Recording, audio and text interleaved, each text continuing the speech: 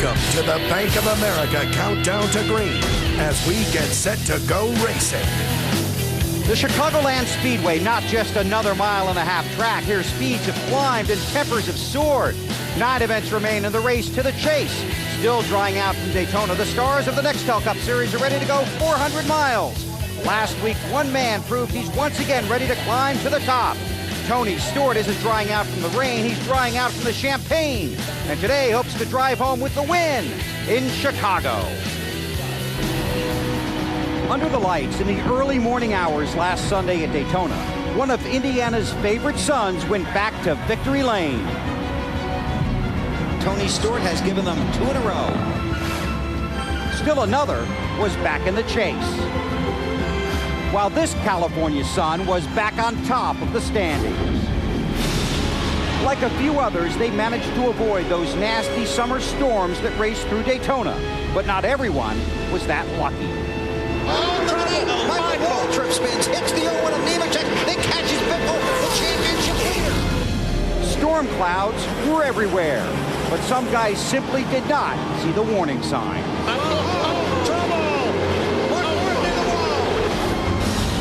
Daytona dreams smashed. A fond farewell washed away. Mark Martin's last ride at Daytona, going back on the flat day. When the storm was over, Dale Earnhardt Jr. was safely back in port with a top 5 finish and hoping to ride the wave into the chase for the championship. Who won at Sonoma? His first victory of the season. Who won at Daytona? He's going to shut out the field. Who won last year at Chicago? Will the Tony Awards continue today? You'll see it all play out next on NBC.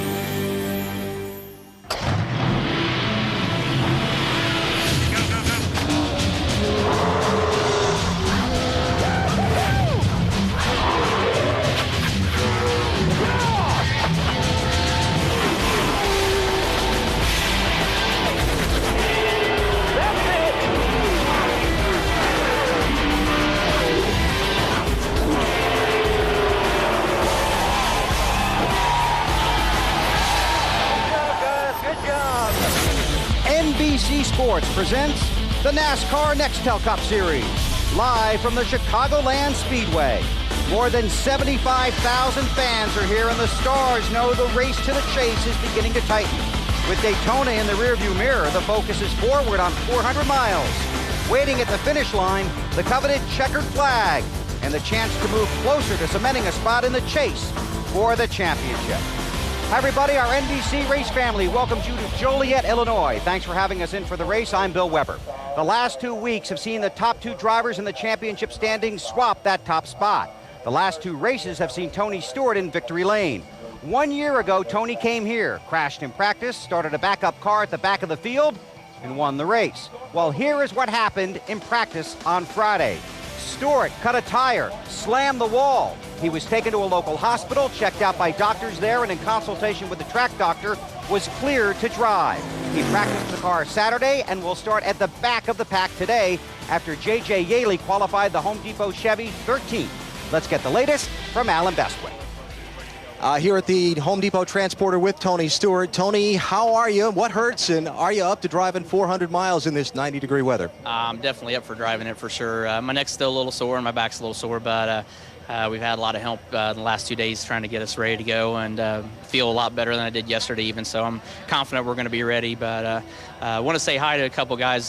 Cody Hewitt got hurt in a real bad car accident. He's the son of Jack Hewitt, and just wanted to tell him we're thinking about him today, and let everybody know that there's 800 store associates that are ready to go, that with this hurricane stuff coming along, there's a group of people ready to go down there and help out whenever it's needed. So all these Home Depot people, I'm really proud of those guys, and particularly those 800 associates that are going to go down there and donate their time and effort to get everybody back going again. Can you get from the back to the front? Yeah, I'm driving the Home Depot Monte Carlo. Of course I can get from the back to the front. All right, good luck with 3 in a row. That's Tony Stewart ready to go, and we go to Dave Burns. Jimmy Johnson is #1 in the point standings again. He was #1 in qualifying on Friday, Jimmy. #1 after 400 miles. I hope so. We've had a great track record here in Chicago, I guess is where we are. Almost said Charlotte. But we've had a great track record. I'm looking forward to great things. I do want to point out that there's obviously a hurricane coming in, and if people can pay, either go and donate to the American Red Cross or at the Lowe's Disaster Relief Program and help raise some money and some awareness for what's going to be going on here in Florida later today, unfortunately. That's something that's been on my mind watching the Weather Channel this morning. But aside from that, we have beautiful skies here in Chicago, got a great race car, and I think we're going to be in good shape. I really do. I've got a very good driving race car, something I can slide around and have fun with, and I'm looking forward to it. And for Jimmy, NASCAR win number 1 came right here at Chicagoland in the Busch Series 4 years ago. To Matt Yoakum. Dale Earnhardt Jr. grabbing some shade with 2 of the Yates guys who are in the chase at this point, Jr. A big weekend at Daytona, tying your season's best finish of 3rd. Can you carry over that momentum to here at Chicago?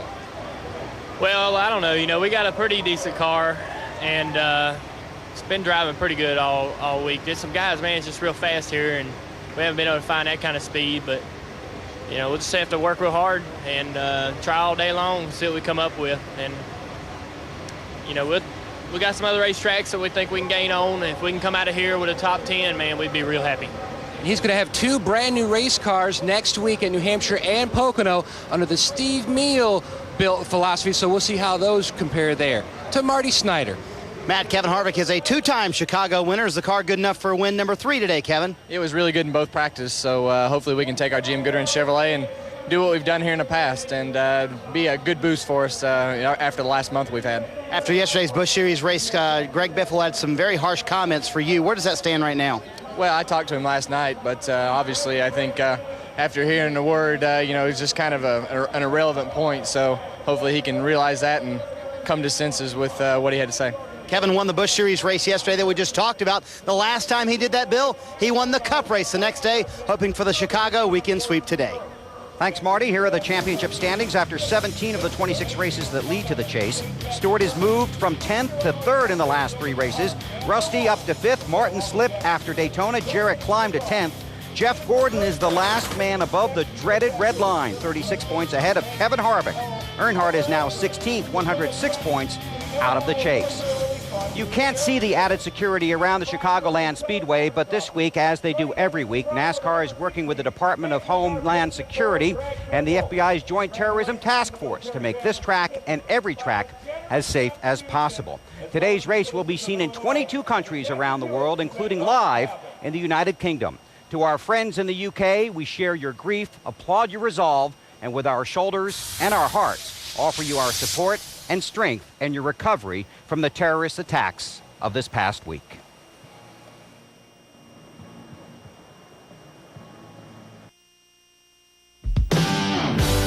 Tony Stewart, a native of Indiana, has always wanted to win at Indianapolis, but tonight he's going to shut out the field, and Tony Stewart takes the checkered flag at Daytona.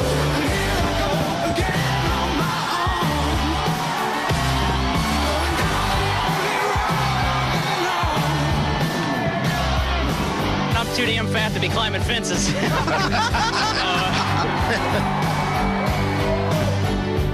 Man, that was great. Tony climbing the fence, the competition climbing the wall. 2 things a racer really wants: wins and respect. 35-year-old Greg Biffle has both. 10 years ago, he came from suburban Portland, Oregon to a short track in Tucson in the middle of winter, hoping somebody might recognize his talent and tenacity. Somebody did. Benny Parsons. BP suggested Jack Roush give Biffle a look. Roush did. Biffle has never lifted, and Roush has never looked back. Now the speed demon from the Northwest wants to put his team and his hometown on the championship map. When he was really little, he was just sleeping all the time. But then as he got older, boy, as soon as he found out there was speed in the world, then everything changed. The Pacific Northwest is dressed in green, a driver's favorite color. It signals the start of a race. This is where the race started for Greg Biffle, in timber country, thousands of miles from NASCAR country. First motorcycles, then cars. Biffle broke the quiet of the scenic countryside and is now making plenty of noise in the Nextel Cup Series.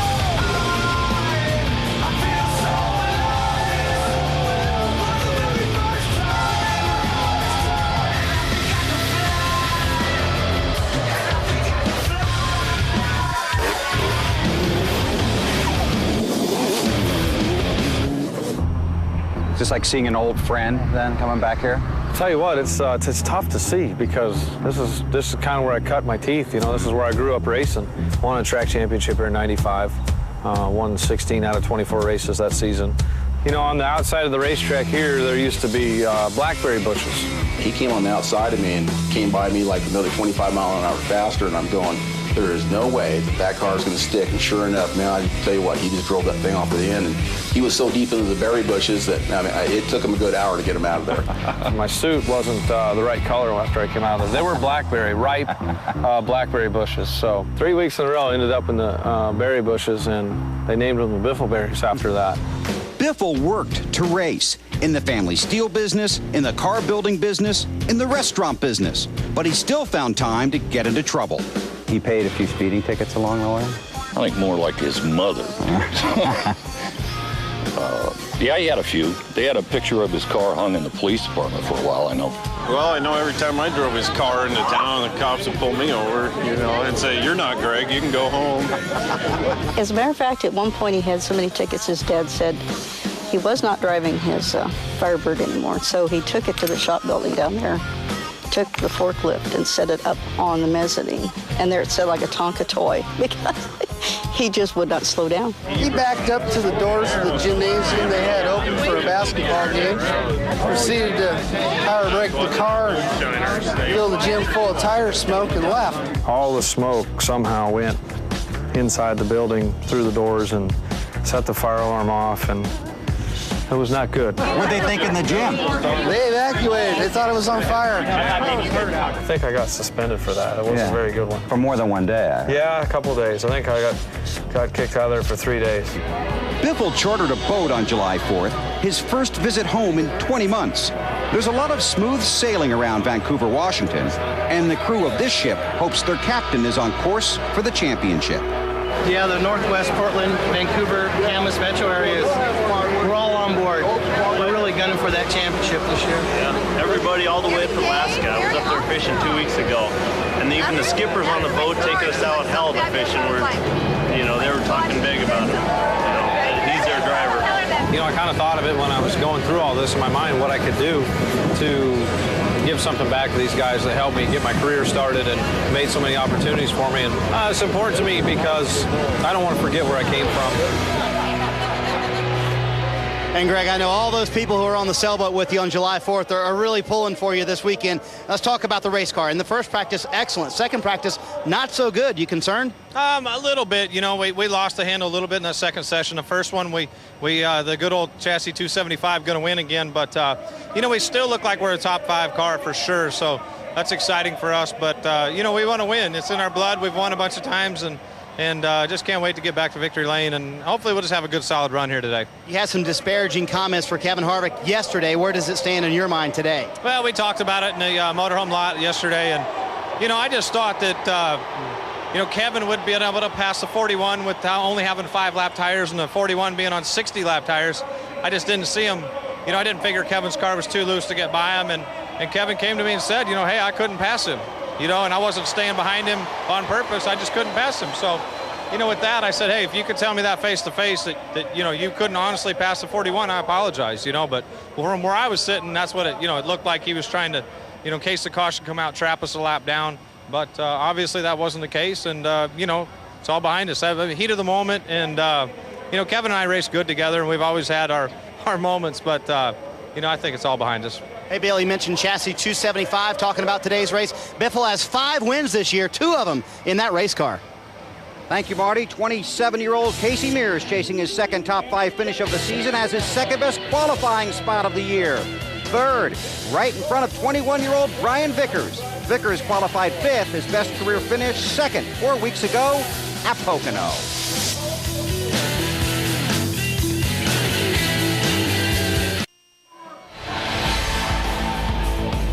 Bank of America Countdown to Green, brought to you by Bank of America, higher standards.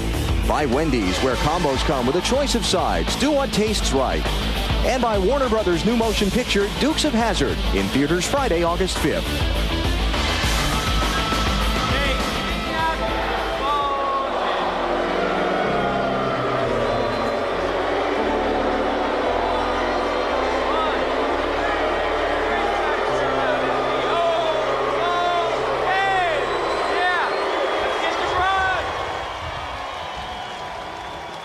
And Jeff Gordon introduced just a few minutes ago, a reception you might expect. Gordon has shown a great sense of humor about his day at Wrigley Field.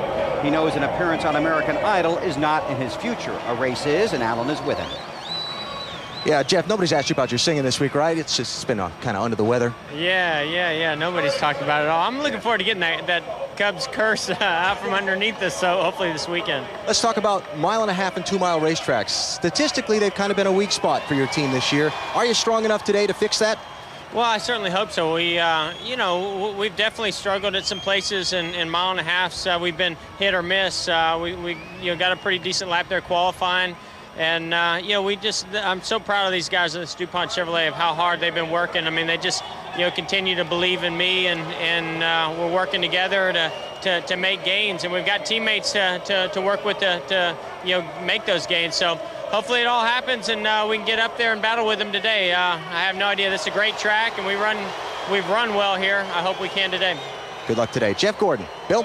Thank you, Alan. Thursday night here in Joliet, there was a charity softball game to benefit the Victory Junction Gang Camp. It was a mix of drivers, members of the media, some celebrities, and a ringer. U.S. Olympic gold medal winning pitcher Jenny Finch. On Friday, she took a swing at playing ball in Wally's world, where the strike zone is a little larger, and with Wally at the wheel, there is never a no-hitter.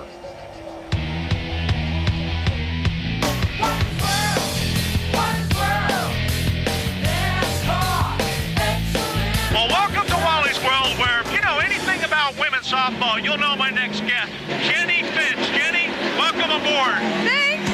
Now, you're on the cover of Sports Illustrated this week. That's very cool. Very cool, yes. I'm supposed to be on it next week. You are? Yeah, not really. Have you ever been here before? No. Well, it's a 1.5 mile tri-oval, and this track's a lot like Texas and Atlanta. You're really fast going into turn 1, and you lift a little bit, and you try to get down to the bottom, but you try to get on the gas as fast as you can. What to you is more prestigious, the cover of Sports Illustrated or riding with Wally World? I take that as Wally World. That's it. I want to face you in the box. I'm giving you some chin music. Well, that's it. I hope you enjoyed the ride. Absolutely not. Absolutely. I'm enjoying it now that it's over. And I brought you a gift. I don't know why I brought you a gift, but I did. The Chicago Bandits jersey of mine. Thank you. I'm a size 8. Is that a size 8? Great. Yes. And this is what I really like to give you after that ride. Oh, hey, thanks. My fastball to the head. I deserve that. Carl Edwards has slipped to 12th in the championship standings. He starts 21st. Next to him, Jeremy Mayfield, who was 12th in Daytona.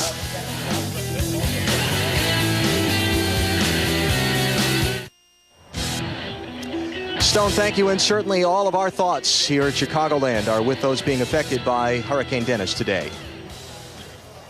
Jamie McMurray has made news this week announcing he will drive for Roush Racing in their number 6 car in the 2007 season, but he will remain with this team during 2000. He just ran away from me. Follow me over here, Goat. I was getting ready to start talking to him, and he disappeared. Come here, you. You're supposed to stand by me while I'm getting ready to interview you. How do you keep this? You're 7th in points. How do you keep this team rallying toward that championship under the circumstances you announced this week? Well, I mean, you know what? Everybody's still been in a pretty good mood, and we haven't had a very good weekend, but it's just been, we struggle a lot of times in happy hour, but everybody's spirits are still high on the team, and I've told them I'm 100% committed to getting this team in the chase and having a shot at the championship. Good luck today, Jamie. To Matt Yoakum. Saturday, Ryan Newman had the dominant Busch Series car, just missed the victory. Your fans want to know, is your car today as good? I think so. You know, the competition's a little bit tougher, but the car is definitely good. Alta Mobile One Dodge is fast in practice. It's like 17 cars pretty tough, though, so I have to race him a little bit. One here in 2003, starts in the front row. Dave? With 3 laps to go last year, Mark Martin was challenging for second, but his motor broke and he finished 24th. Just talked to Mark and his boys, and they assured me today we have the 400-mile motor in there. Marty? Dave, after testing here, the Yates team struggled in practice yesterday, so the Brain Trust stayed up till 11:30 last night trying to come up with a game plan. Dale Jarrett was included in that meeting, and he told me we are out on a limb in terms of setup. How tight is the championship as we head to Richmond? DJ could finish as high as 4th, or leave here as high as 4th and as low as 16th. Points and positions are very precious. The countdown's at 0. Racing from Chicago is coming up.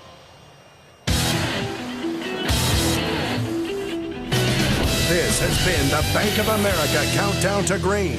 Let's go racing. NBC Sports is live at the Chicagoland Speedway. Let's go trackside and join the pre-race ceremonies. Ladies and gentlemen, will you please rise and remove your hats as the Mad Ghost of H&S Company and Weapons Company 2nd Battalion, 24th Marines, Chicago, Illinois, presents our nation's colors. Please remain standing as Kenny Crosswhite from Motor Racing Outreach delivers today's invocation.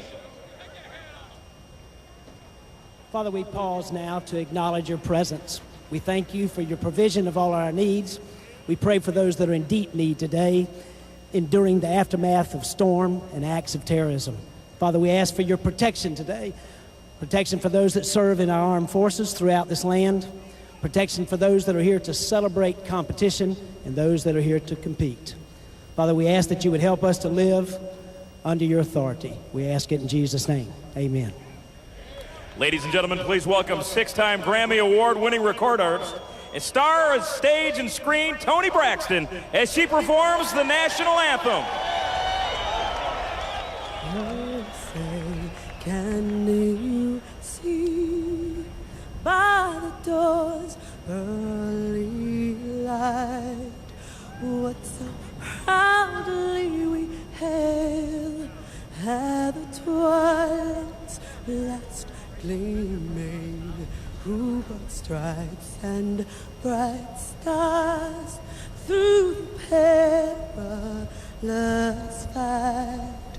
O'er the ramparts we watch, we're so gallantly streaming, and the rockets' red glare, the bombs bursting in air, gave proof through the night that our flag was still there. Oh, say does that star-spangled banner yet wave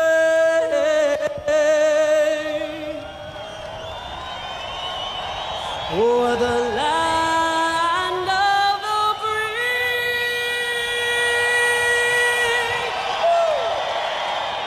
and the home of the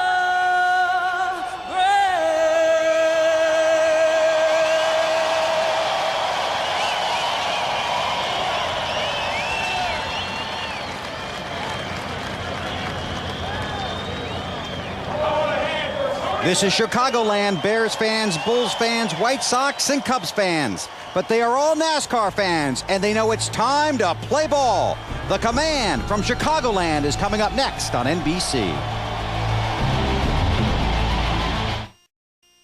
The fans on their feet, they've waited a long time for this. Trouble! He's going to shut off the field. Stewart takes the checker flag at Daytona. And he's going to bring an Indianapolis tradition to the Daytona International Speedway. Tony Stewart continuing his climb toward the Nextel Cup Championship.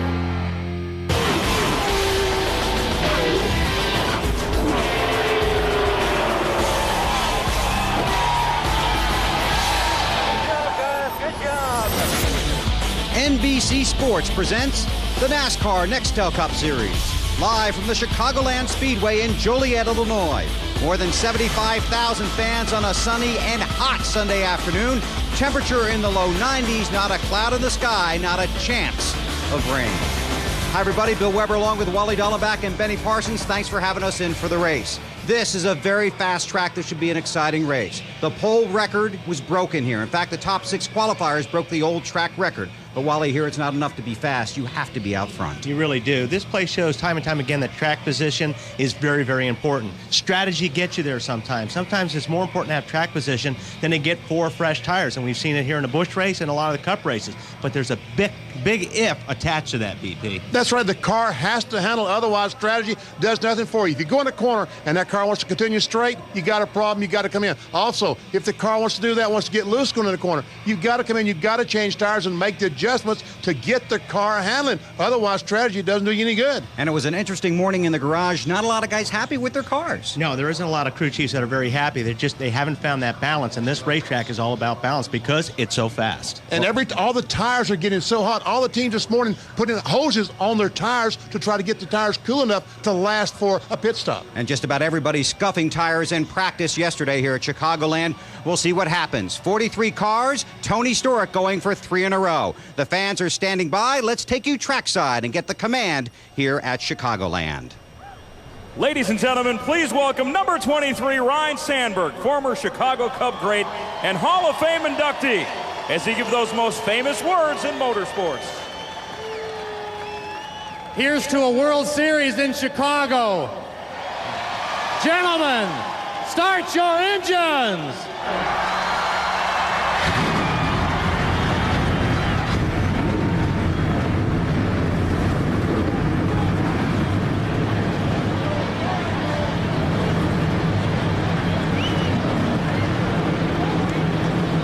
Today, the NASCAR Nextel Cup season hits the halfway mark with race number 18. 43 drivers looking to go all the way, 400 miles, and pick up the checkered flag at Chicagoland.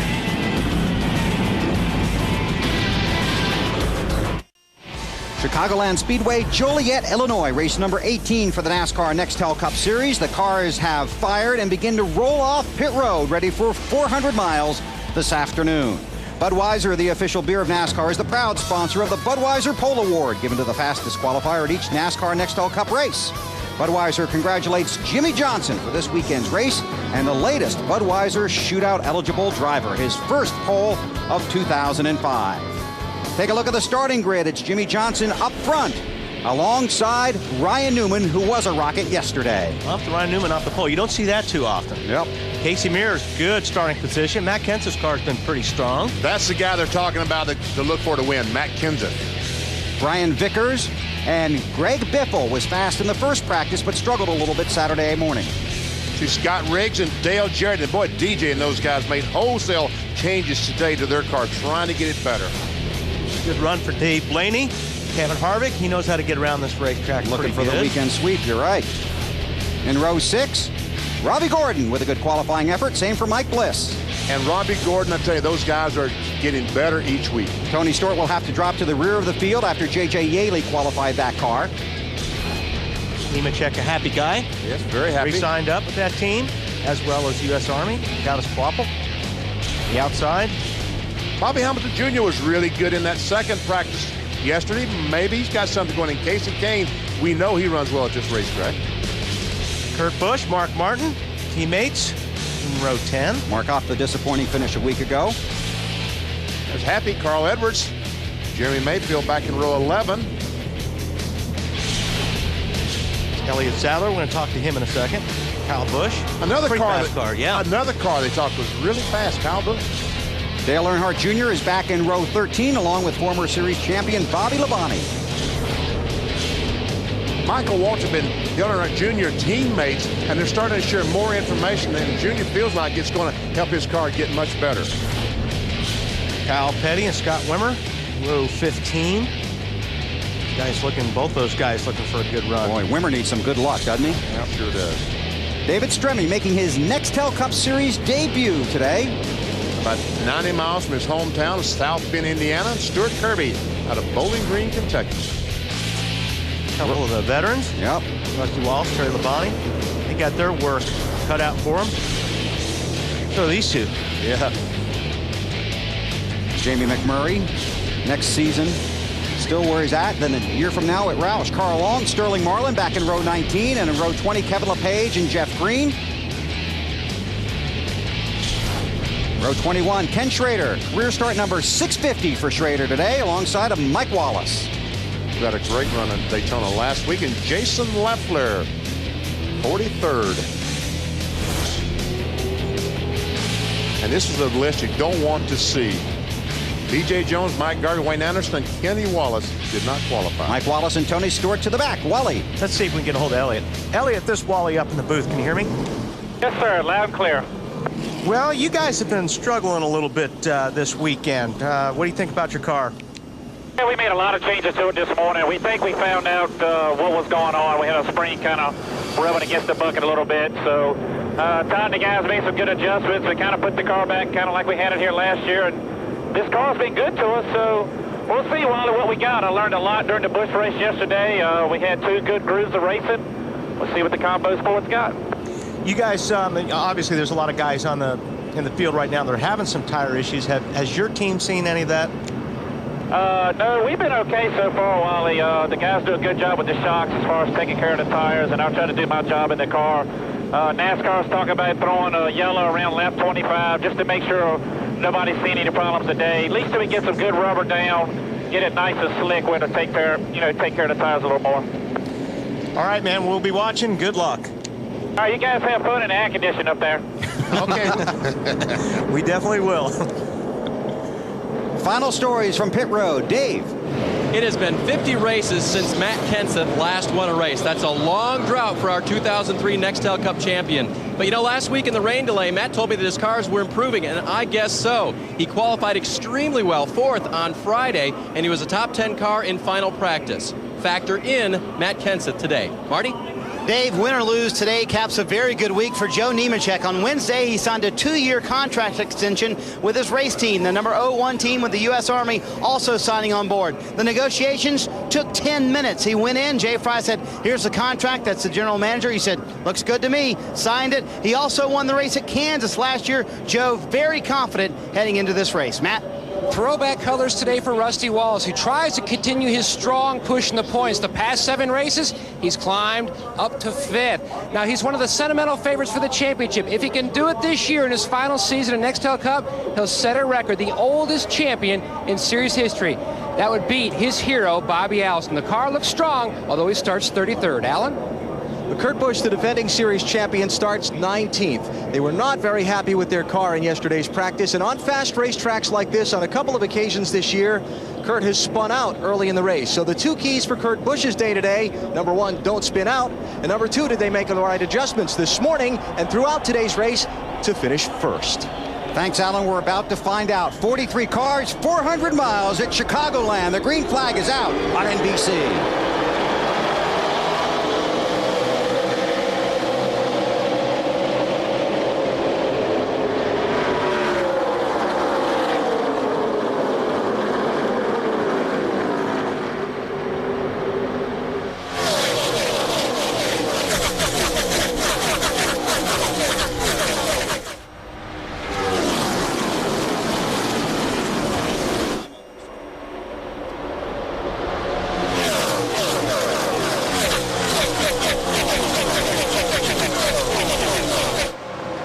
Bonus points for Jimmy Johnson, holding off Ryan Newman on lap 1. Whoa, look at that car bottom out. Jimmy Johnson.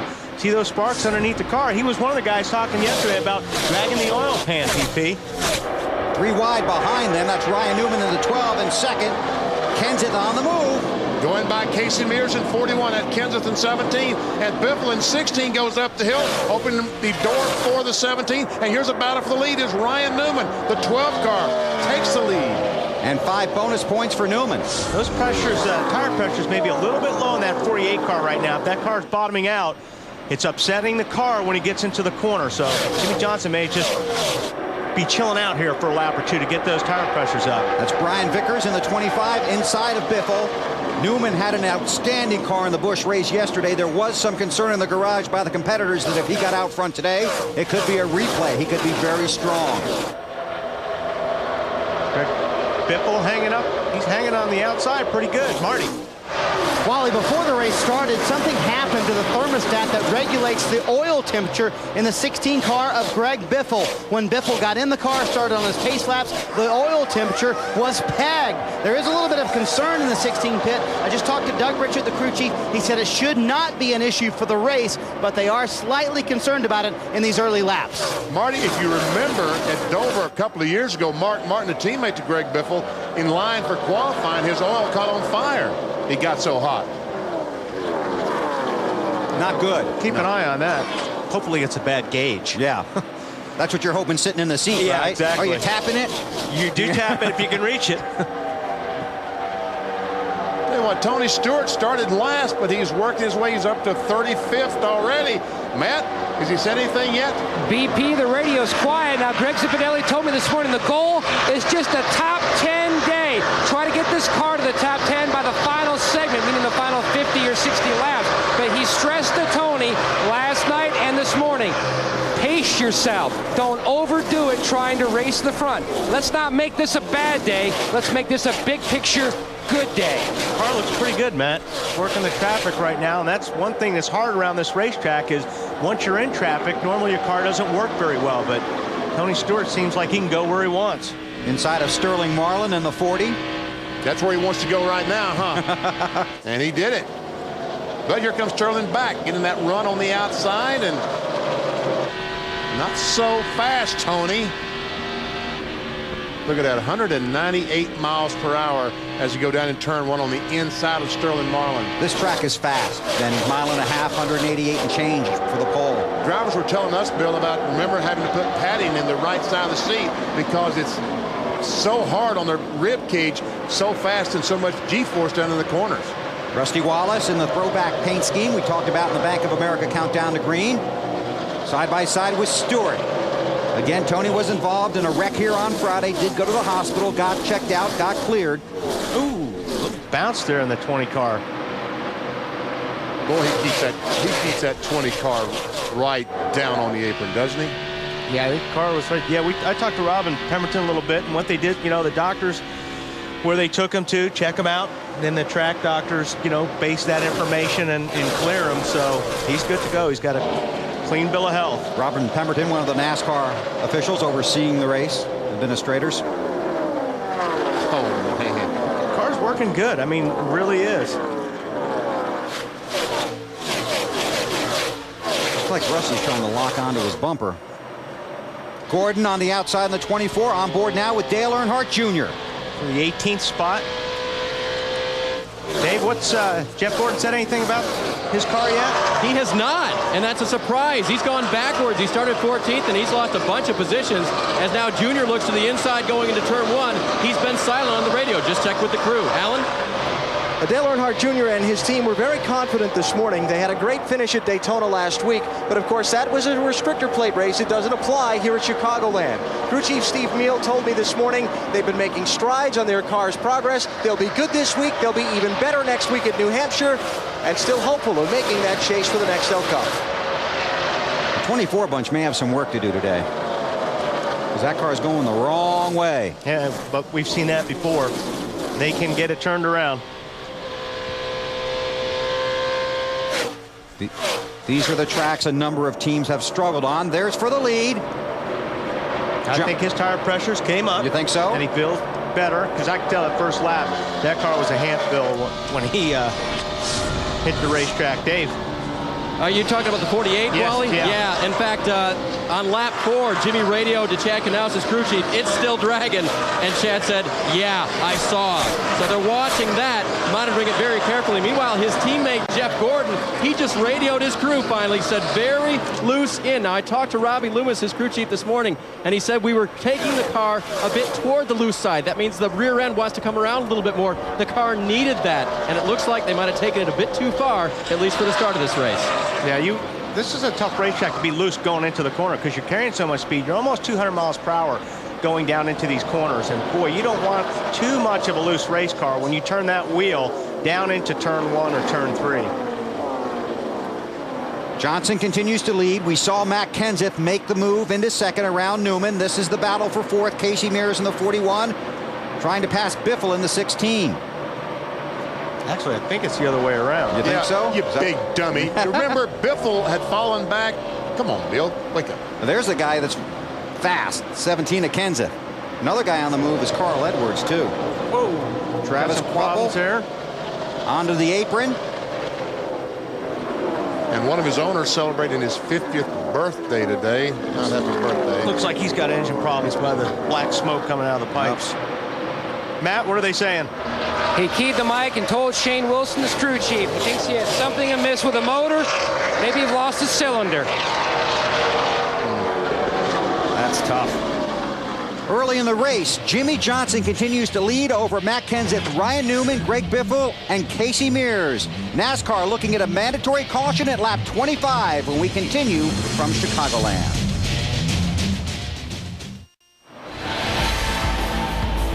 NASCAR Nextel Cup Series racing from Chicagoland Speedway is brought to you by the Ford Family Plan. From the Ford family to the American family, welcome. By Nextel. Enter the Nextel Race to the Chase sweepstakes for a chance to win $250,000. By Diet Pepsi. Light, crisp, refreshing. And by RE/MAX. Outstanding agents, outstanding results. 19 laps completed under the green flag in Chicagoland. Jimmy Johnson continues to lead Matt Kenseth and Ryan Newman. The 77 car of Travis Quapple has gone to the garage with engine woes. Now it's time for the Singular Race Talk $1,031 challenge. Which driver has the best chance to win consecutive races over the remainder of the season? Tony Stewart has won the last 2. Can he keep that string alive today? Or can somebody else put together back-to-back wins down the road and help their chances in the race to the chase? To vote, text the word RACE to 191 on your Singular wireless phone, or go to NASCAR.com. You'll also be entered for a chance to win $1,031. I'll be right back. Yeah. Where do you enter? Now, don't forget, guys, we're going to be getting a yellow here in a couple of laps. Yep. Take a look at these tires. Here comes Junior, that 8 car on the inside of Robbie Gordon as he continues his march towards the front. That's about for the... He's 15th. 15th. Yep. Junior started 25th. Carl Edwards has really made a strong move. He's up to 9th. He started 21st, I believe. Yeah, that's right. Yeah. He's another guy that had a good car here yesterday in the Busch race. Yes. It's Junior with Robbie Gordon behind him. Robbie Gordon sliding up the racetrack there. That looks like a little bit of a handful as Kyle Busch takes that opportunity to pass underneath.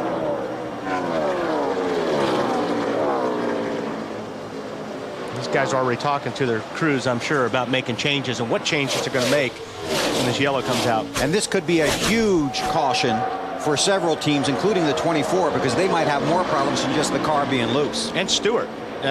Stewart made a lot of gains here. Now he gets to erase all that time between him and the leader. Carl Edwards running pretty good right now, looking at the back of Scott Riggs. Last lap, he was the fastest car of everyone. Faster than the leader, faster than second. But he's trying to chase down Scott Riggs. Matt, what about Riggs? Well, his spotter just told him, look, I've seen some guys go to the high side, especially the 99. If you want to go up high and see if that helps your car, try it. He just keyed the mic a lap and a half ago and said, it doesn't really seem to help my car as much as I thought. I'm going to go back down to what I was doing before. Gotta look.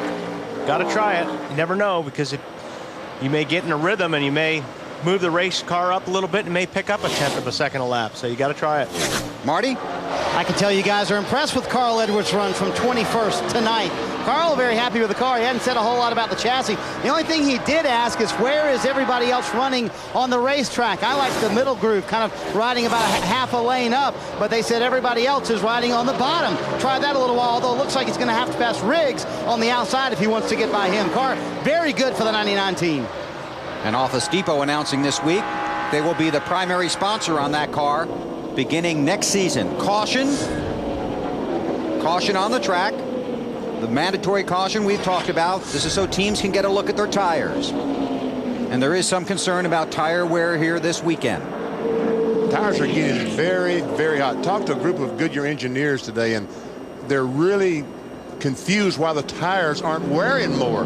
this week. They just aren't getting anywhere, and when the rubber doesn't come off, then the heat builds up. And what's tricky with some of these teams are their cars may be tight or may be pushing, and they're blistering the right rear tire.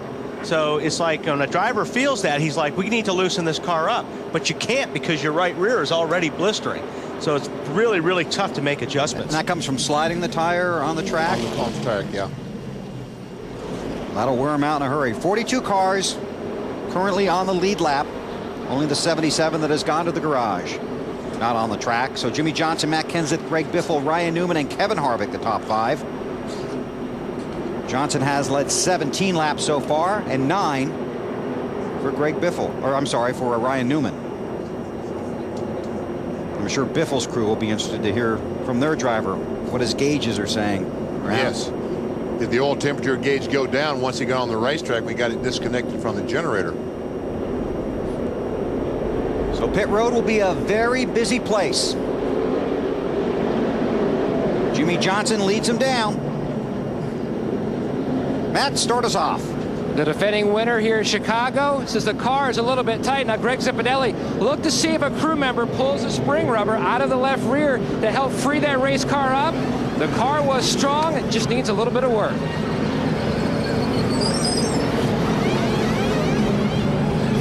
Marty. Matt, Greg Biffle is on the bottom of your screen in the 3rd position. They're going to put on sticker tires just fine. To report to you guys, the gauges are just fine. Water temp was a little bit warm. 1 round down on the track bar. Alan? Matt Kenseth, 4 tires and away, trying to get the car to turn a little bit better in the corner, but generally pretty happy. He should be. He was running 2nd, Dave. Jimmy Johnson wins the race off of pit road. What the crew wanted to do was to make the car a little less apt to come around, to spin loose. And so they made a wedge and track bar adjustment, adjusting that chassis so he doesn't ruin the right rear tire too early. Matt? Dave, Tony Stewart had to come around the 88 of Dale Jarrett, hurt his entry into his pit box. That meant he had a bad exit. The 43 was the exact same way, so Tony had to wait until the 43 team was done servicing their car before he could pull out, losing valuable track position here on pit road. We have to check with that 12 car too, because it looked like he may have got into somebody when he was leaving his pit. Yes, he got into the Stewart Kirby car as Stewart was coming in. You see Tony Stewart. Chuck White comes around, takes the left side up. Tire changers tighten the lug nuts. Okay, go. Well, I can't go. Well, he's not down yet. Well, I can't go anywhere because there's a car directly in front of me. Look what angle that the 43 car is in. Well, the 20 was on an angle too. That'll cost Tony Stewart some positions on the track. We'll be back to Chicagoland. Jimmy Johnson bringing the field to the green flag. Tony Stewart went in 25th, came out 32nd after pitting. So he picked up 18 spots and gave 7 of them back. Greg Biffle beat his teammate Matt Kenseth off pit road to take over that 2nd spot.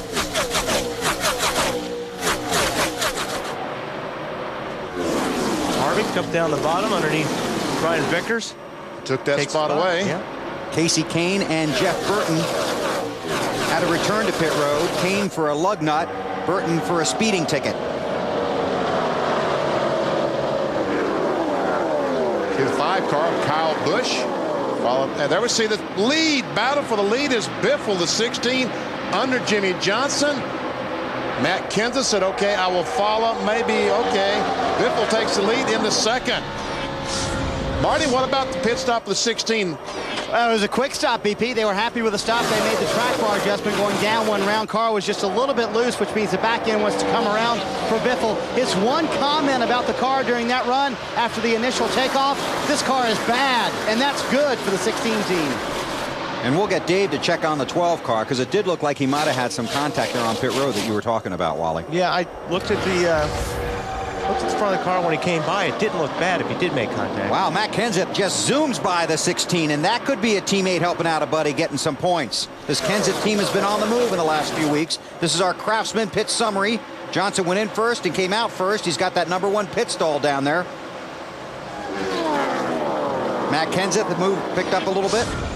Hey, Alan, who's giving who the 5 points? Is Biffle giving Kenseth, or is Kenseth giving Biffle 5 points? Well, Matt did talk about wanting to get 5 points on the team radio, BP, so I think, well, there's your answer. That's probably your answer right there, isn't it? All right, good.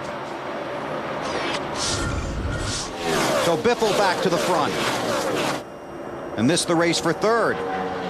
Ryan Newman in the 12, the 29 of Harvick, with Vickers in the 25 behind them. And Jimmy Johnson has fallen back to the 6th position. It just seems like it takes Jimmy's car about 10 or 12 laps before it really starts getting fast. Was it the same way yesterday?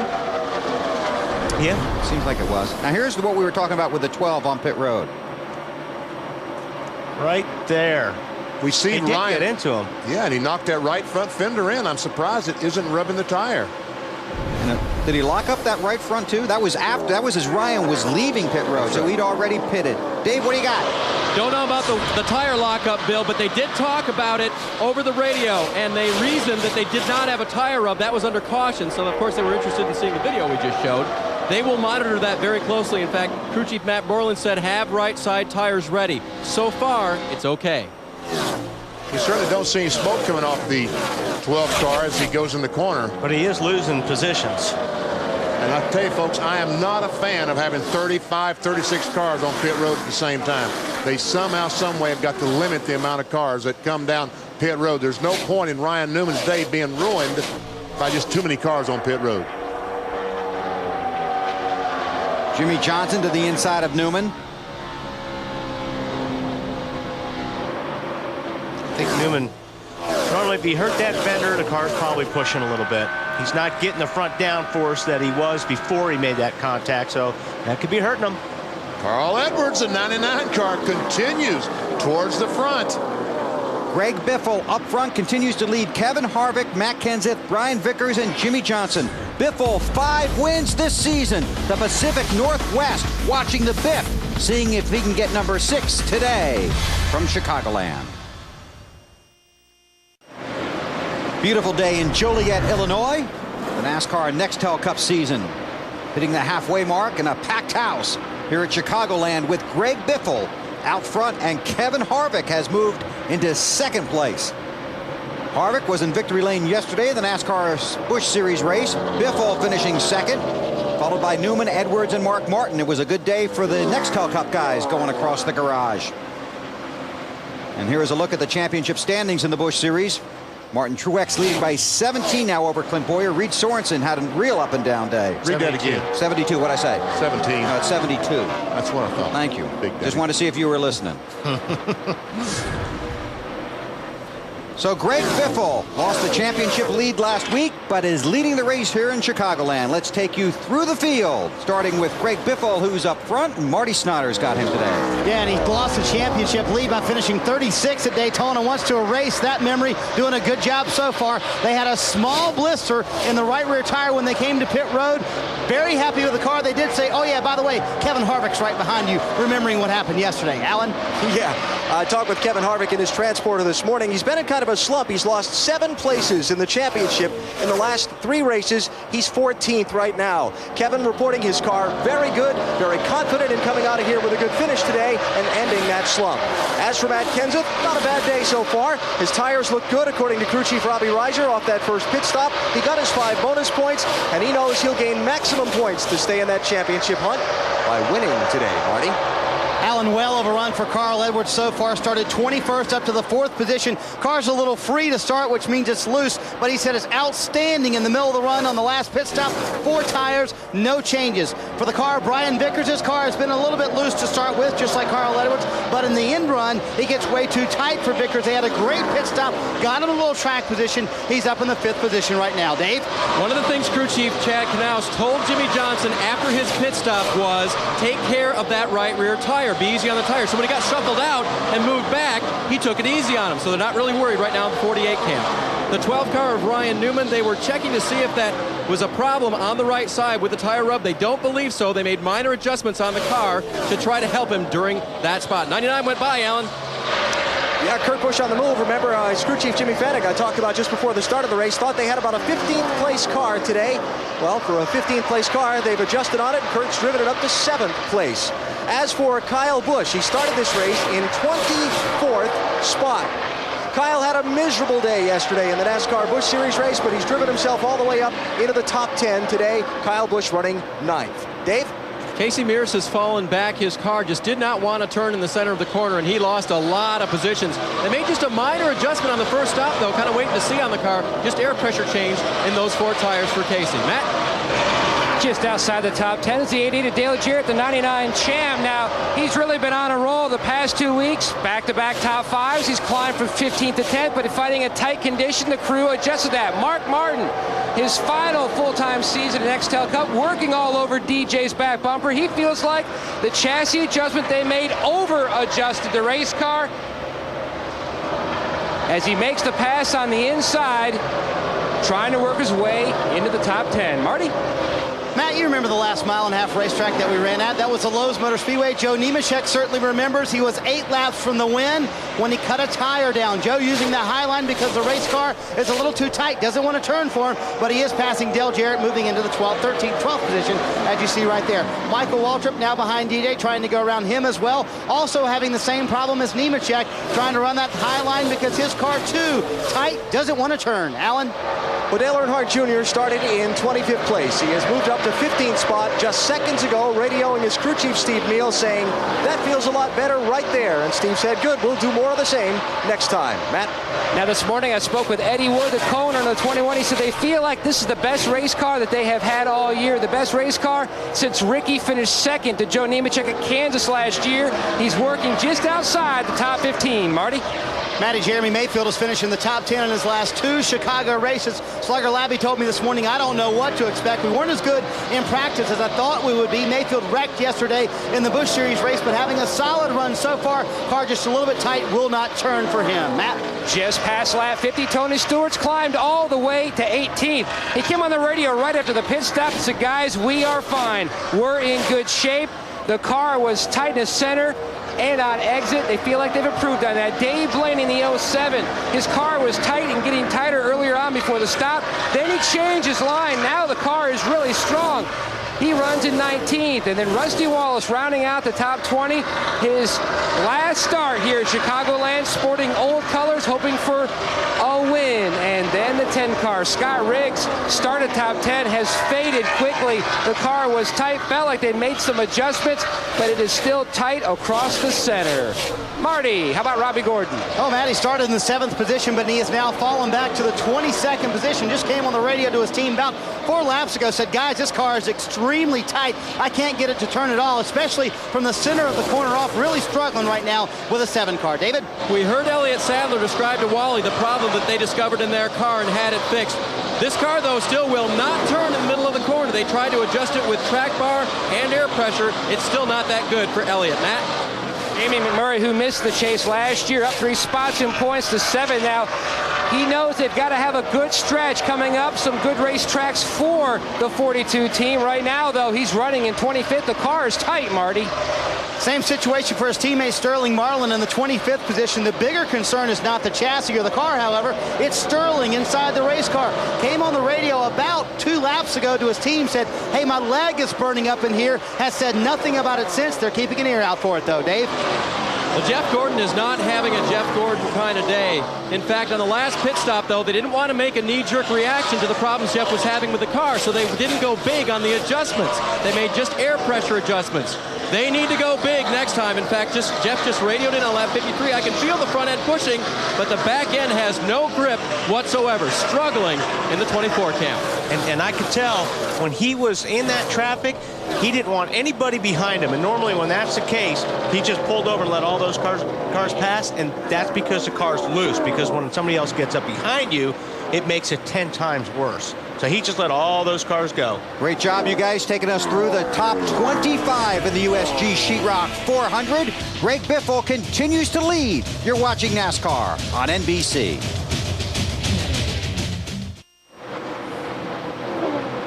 "62 laps are now completed at the Chicagoland Speedway. Greg Biffle continues to lead. Matt Kenseth, Kevin Harvick, Carl Edwards, and Jimmy Johnson.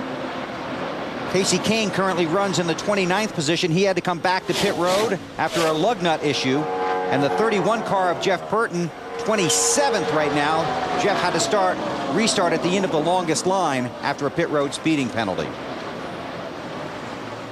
And Greg Biffle's pulling up behind Stuart Kirby, trying to put him a lap down.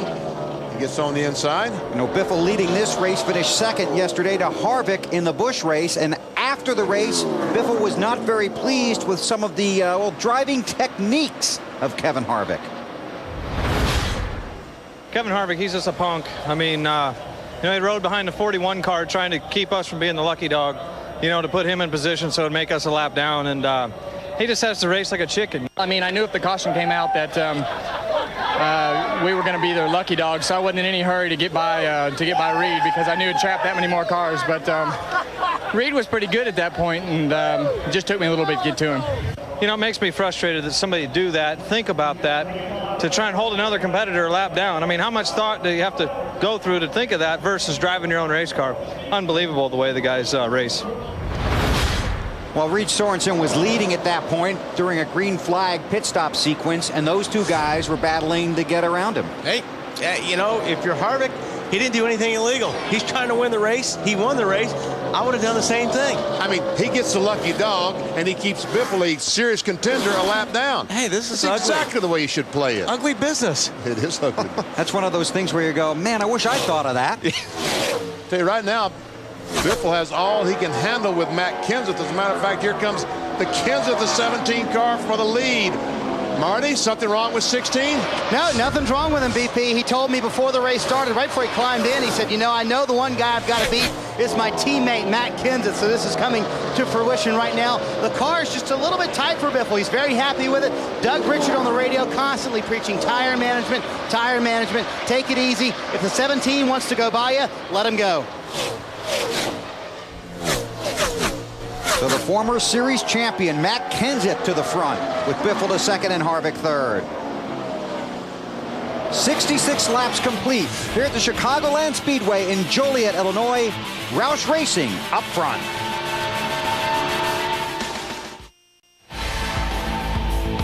NASCAR Nextel Cup Series racing from Chicagoland Speedway is brought to you by Chevy, the winningest name in racing, and American Revolution.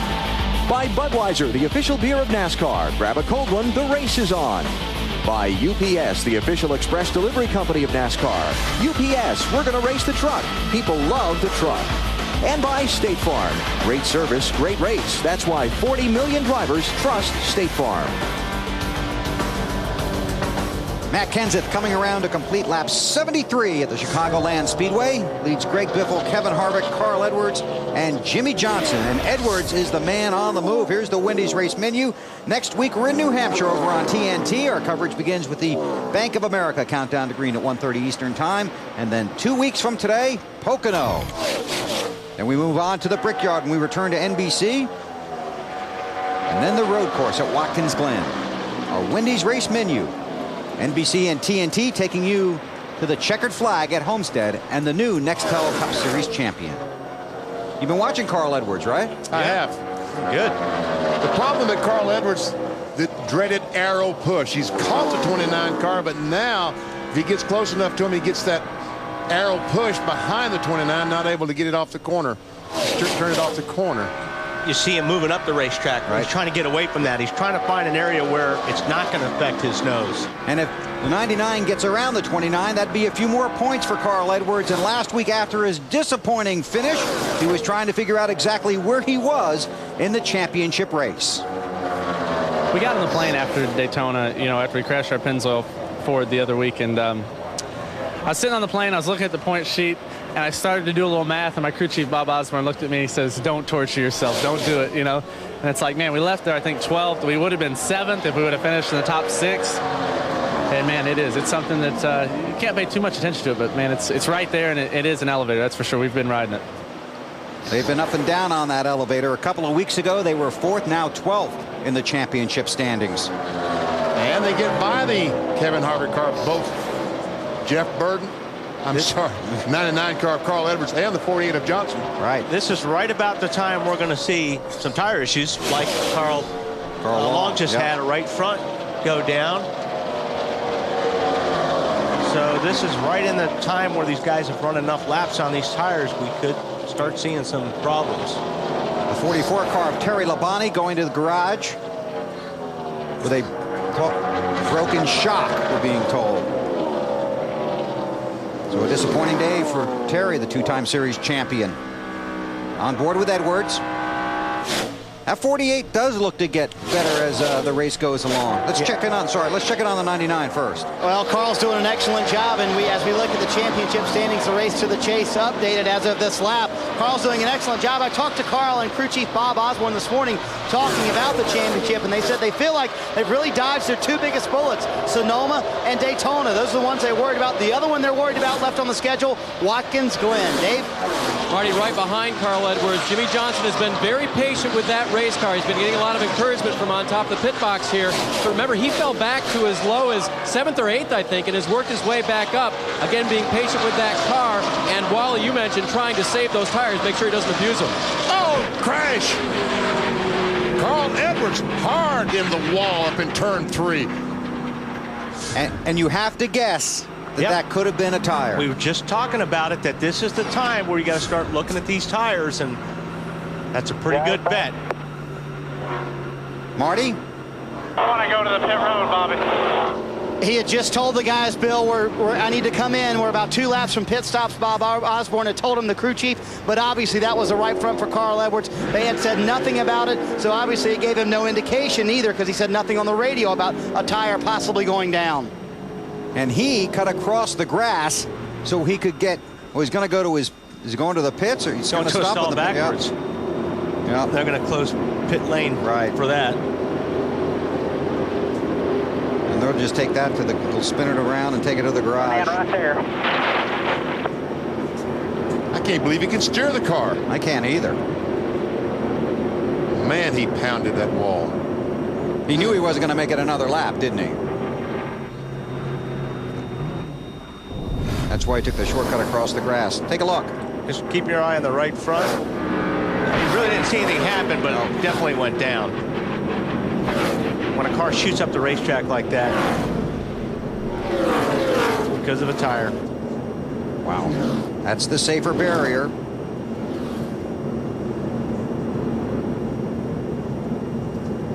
Let's go on board with him and listen.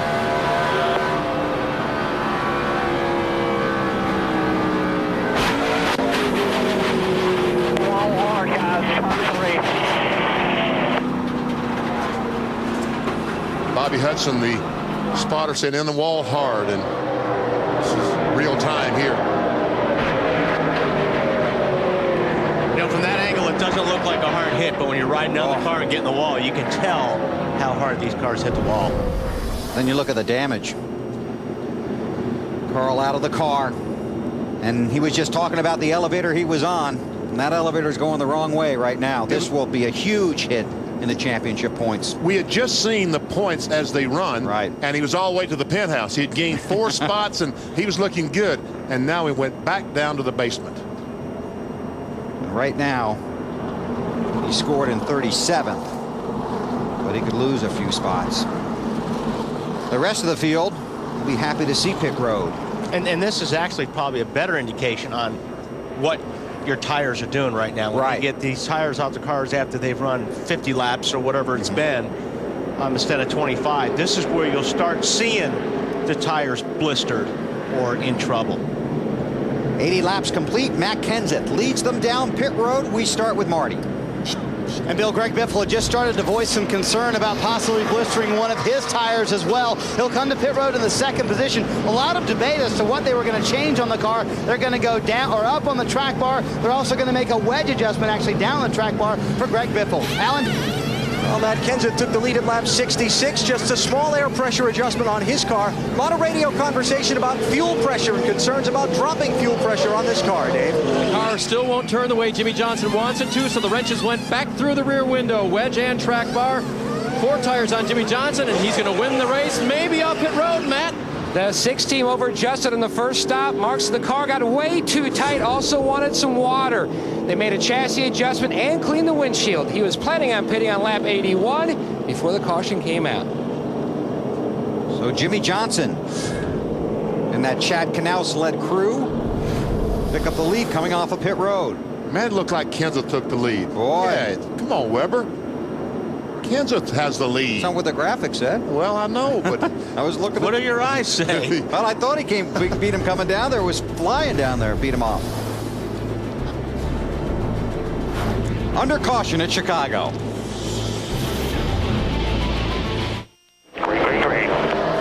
Green flag at Chicagoland. Matt Kenseth does lead. Ken Schrader stayed out to get 5 bonus points. He ducked on the pit road, so Kenseth takes them to turn 1. Kevin LePage was the lucky dog.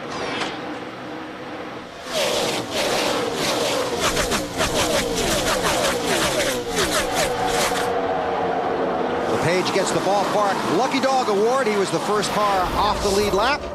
Gets back on the lead lap. So Kevin LePage, our ballpark lucky dog. And number 37, currently 37th. Biffle trying to take a look at Jimmy Johnson. Closes up right on the back bumper. Looks like he was trying to take a look at the bottom side of the car. See, Kurt Busch in the 97 car drove by the 29 of Harvick last lap, closing in on the leaders. And Brian Vickers says, I think I'll pass Biffle. Kyle Busch is going to pass him. And both of them, maybe. Check this out. I'll tell you what, this group is getting higher and higher as the race goes on. Biffle for second. Kyle Busch, I don't know, for second or third or something. For position. Yeah. Look at that outside go. Look at Jimmy Johnson and Kyle Busch both go by Biffle. That's the best Johnson's cars looked early in a run.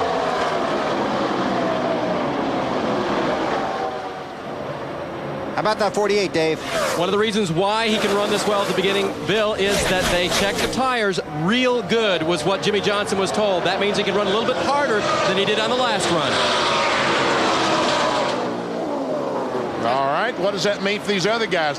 Biffle, the 16 car, does he have a tire situation, or is he just can't run now? Hey, who can run is Kyle Busch. Yep. That 5 car. Uh-oh, we got a tire down on the 31. There you go, Jeff Burton. Left rear tires flat on that 31 car. He's been up against something. Oh man. Yep. Now it's going to tear everything apart. Yeah. Caution is out. Here, just put the left side tire on it. I'm coming back to you. Just put the left side tire on it. He's got some crush panels out of that car and some other problems too.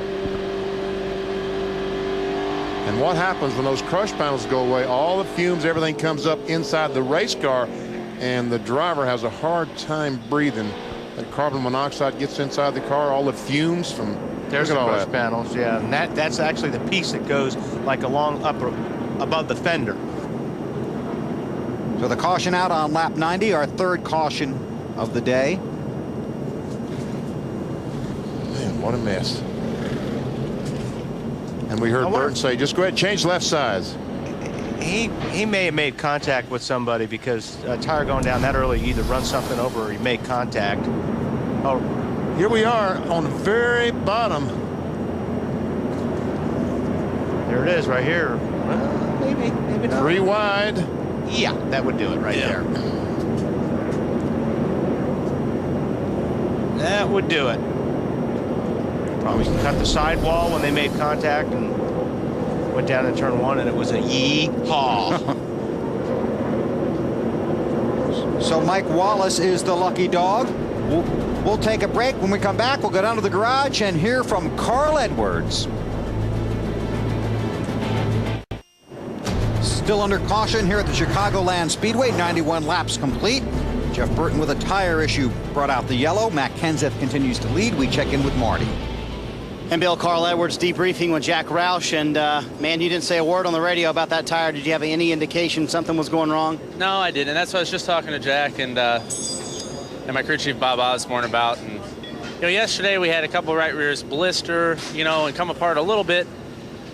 But we didn't have any failures. And I want to thank Goodyear for trying so hard. They're doing what we asked for. On MRN, I kind of threw them under the bus over there. I was mad when I came out of the infield care center. And, you know, my initial reaction was, hey, this tire is not the right one. But I don't know, man. We're trying to all be macho and say the tires are fine even when they're blistering. But the way it went down, I could have run over something. It could be the tires coming apart. Just very frustrating. I feel like we could win that race today with that car right there. And he had just talked to us about the elevator that he's been on, and it's been a rough ride for Carl. Dave? Now the 12 car is back in for a second time. They worked a little bit on the right side damage, which wasn't really a big deal. I believe they just sent him out and scuffed a set of tires because they said this set that we're putting on, Ryan, the set that we're taking off, we may just glue them back up, which means they'll put lug nuts back on them. And so I believe they were scuffing a set of tires. He's here now. They're going to check that damage one more time and send him back out. Yeah, well, why not? He was last, you know, when he came in to fix it. So you take a new tire, put it on there, run it around for a lap. What you do is you're kind of curing it. You put a heat cycle on it, and it's supposed to make the tires a little bit tougher. And if you, that's what we call a scuff. You just put a heat cycle on it, rip them up a little, let them cure. Hopefully they're a little bit tougher when you put them back on. We know a lot of you in the Southeast certainly keeping an eye on the weather, and our thoughts are with you and also with our friends at the Atlanta Motor Speedway and the property surrounding that track. The Atlanta Motor Speedway hit by a tornado earlier this week. Approximately $40 million in damage. They had a 150-person cleanup crew get out there and start the work, and Ed Clark and company say they will be ready to go when we get there in late October. So our thoughts are with you folks. There's a scoring pylon. That will tell you how strong that was. 150-mile-an-hour winds. About a half-mile wide tornado went through that area on Tuesday night. So our thoughts are with them and also with all of you in the Southeast, the Alabama, Florida area. We know how tough it is battling those things. We wish you our best.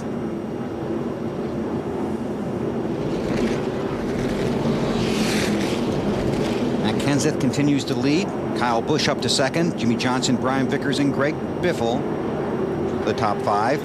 Here are the results of our Singular Race Talk poll. Remember, you can still text RACE to 191 for a chance to win $1,031. That's pretty even. They didn't give Kurt Busch much of a shot, but well, I tell you what, they just dissed him, didn't they? Yeah. And there's Jeff still sitting in his car as they work on it. That's a terrible feeling, isn't it? Yeah. Dave? Guys, the main thing they're working on are the brakes. There are many brakes there. That would be are the brakes. Thank you, Dave. Pace car to pit road. Kenseth brings him around. I think Kyle Busch is going to want that lead. Ready, green flag, come on. And I'll tell you what, the way that 5 car was running before this caution flag, I think he might get it. I want to see how good the 48 is, too. Kenseth trying to take off. Matt's got a good restart.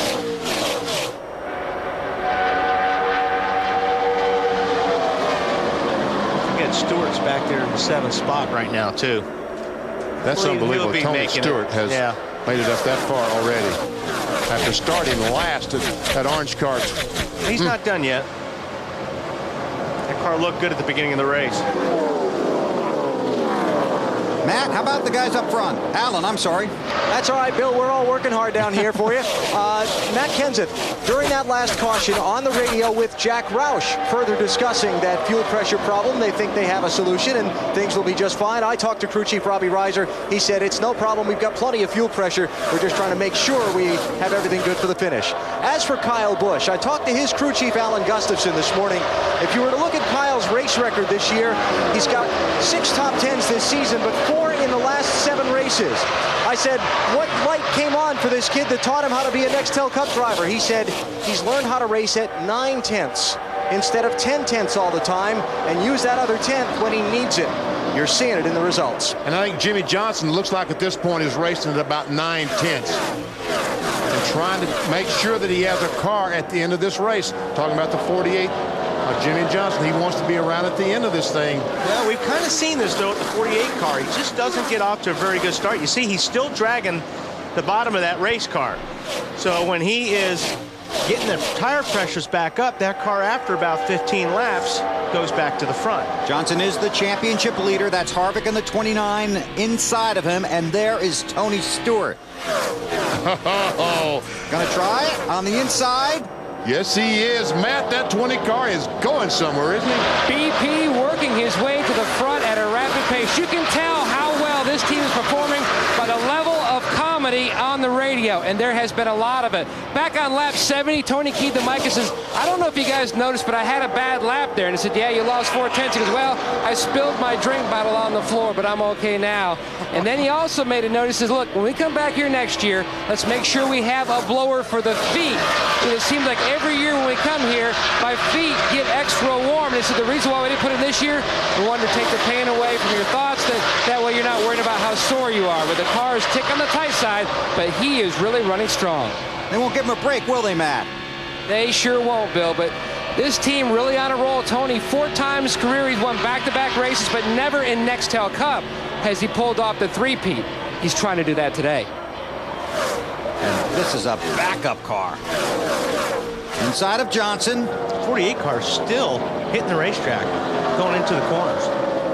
And that could cause a lot of problems down the road if it keeps doing that. That's Tony Stewart to 5th, pushing the 48 of Johnson back to 6th. Harvick also fell back a little bit. Where's the 24 car? 25th spot. Wow. And, well, make that 26th spot, Bill. Jason Leffler goes by. Dave. Jeff radioed his crew before that last set of pit stops that the car stayed loose during the whole run. That rear end really wanted to swap around. But on the exit of the corner, it was actually getting a little bit better. They took a spring rubber out of the right rear tire, which will help that rear end swapping around, out of the right rear spring, actually. So that was a big adjustment they made, and they went down to the track bar as well. Remember, last time they made small adjustments, this time they went big, but they still got big problems. Well, Jeff Gordon trying to get into the chase for the championship as they run right now. 13th in the championship standings, and I'm telling you, these drivers know almost exactly where they are all the time in the points race. You got to run your own race and just run as hard as you can and get the best finish that you can. You know, obviously at the end of the day, when you start looking at points and maybe you're battling for a position at the end of the race, you might recognize your competitors around you and who you're battling with in points. But to be honest with you, I really don't even know who I'm racing in points right now. I just know that what we need to do is put consistent top 5s together. Top 10s would be even good right now for us, but I think top 5s, you know, is what we need to get ourselves solidly back in the top 10. Well, if he's going to get a top 10 today, he's going to have to come from the 26th position right now. More on the 24, Dave. Well, Bill, one more thing. You know, you look at a guy like Jimmy Johnson having a great run at the front of the pack today, his teammate Jeff Gordon having a lousy run, and say, you know, why couldn't the 24 get all the help they could from the 48? And it's because Jimmy and Jeff want different things in the cars to help drive them fast. And so I talked with crew chief Robbie Loomis at 24 this morning. He said we took some elements from Jimmy, but we can't take everything. I'll tell you what, he better go down there and get some setups, because that car looks pretty bad right now in the corners. Jeff has got his hands full. That car is still very, very loose. He got real loose over in 3 and 4 that last time. And that's David Strimmy, trying to close in and pass Jeff Gordon as we go back to the lead. Matt Kenseth. Kenseth up front. There's the battle for second. Kyle Busch in the 5. And Brian Vickers right behind him. AB. Yeah, Bill, let's talk about Kyle Busch. He came on his team radio just after that last restart and reported this. We have the same fuel problems on the restart. Getting down into turn 1, especially, it starts gurgling, and then you get to about the center of 1 and it picks back up again. Oh, yeah. So Kyle expressing some emotions. Now let me add this. I just talked to Jack Roush, who was up on the pit box with Robbie Reiser. We've been talking about Matt Kenseth and a fuel pressure problem. Jack told me it's probably related to the heat. This is a warm day, and it may be where when the fuel in the car starts to get away from the pickup a little bit, it's so warm out that the car's having trouble picking it up. BP, you could probably help us out a little bit technically on that, how the heat affects the fuel pressure and the fuel pickup. I think that it's so hot under the hood that we talked about it yesterday in the NASCAR Busch Series race. I think that the fuel is actually boiling, and that's what's called a vapor lock. And when one of those air bubbles goes through the carburetor, it misses. The engine misses. And the fuel, when it runs along the pipes and everything, there's no air going through it. And when you're under yellow, these cars are just like ovens. The heat just radiates in every direction, so you're not going fast to cool that stuff off. And you're exactly right, BP. It's cooking the fuel. There's Dale Earnhardt Jr. currently runs in 10th. Now behind him is Mark Martin in 11th and Rusty Wallace in 12th. Those are 3 cars that have been on the move forward after the last round of pit stops. Earnhardt in the 8, Mark Martin in the 6, and behind him Rusty Wallace in the 2. How about Earnhardt Jr., Alan? Yeah, Bill, a fantastic race for them so far. Remember, they started back in 25th position. I looked at the tires off the 8 car after that last pit stop. Some small blisters on the right rear tire. Crew Chief Steve Meal discussed that with his driver. Then under the caution, under the caution before that last restart. Earnhardt Jr. talked about a vibration on his car, decided not to pit. He hasn't said another word about it, so he's continuing on and doing quite well. Dave? Running right in front of Dale Earnhardt Jr. is Casey Mears, who started the day third. You might wonder what happened to him. Well, he got blocked in his pit stall during one of the caution periods and restarted 17th back in the pack. He's worked his way back up, and they made good adjustments on the car. In fact, they just made a slight air pressure adjustment on the last run, which means Casey's pretty happy with it. Matt Kenseth up front, followed by Kyle Busch, Brian Vickers, Greg Biffle, and Tony Stewart. The NASCAR Nextel Cup season at the halfway mark. You're watching NBC Sports coverage of NASCAR.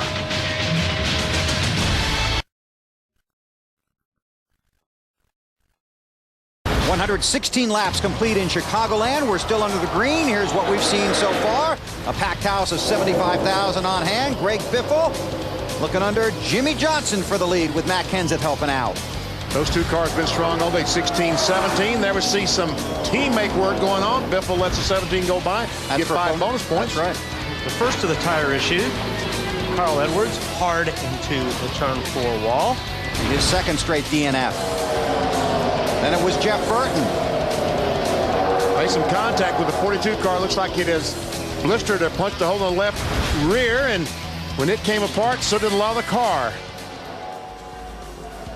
Here is our Napa Field summary. 6 different leaders, 3 caution periods. Carl Edwards and Travis Kvapil out of the race. Caution on the track for Dave Blaney. Want to take a guess? What would your guess be?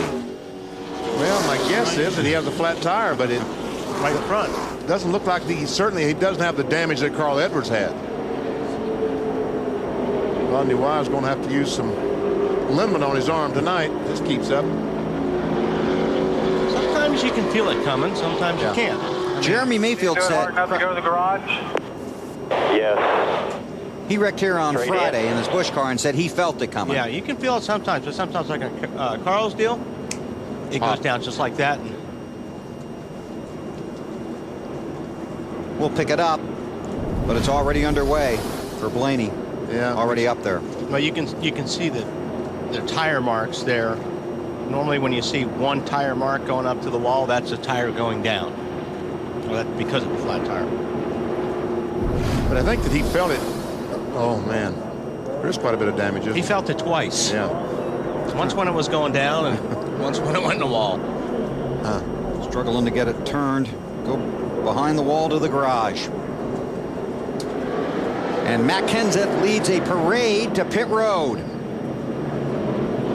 Matt, how about it? Tony Stewart, fourth in line, took 114 laps to climb up to fourth, so the car is pretty close. He just needs some help on the forward bite.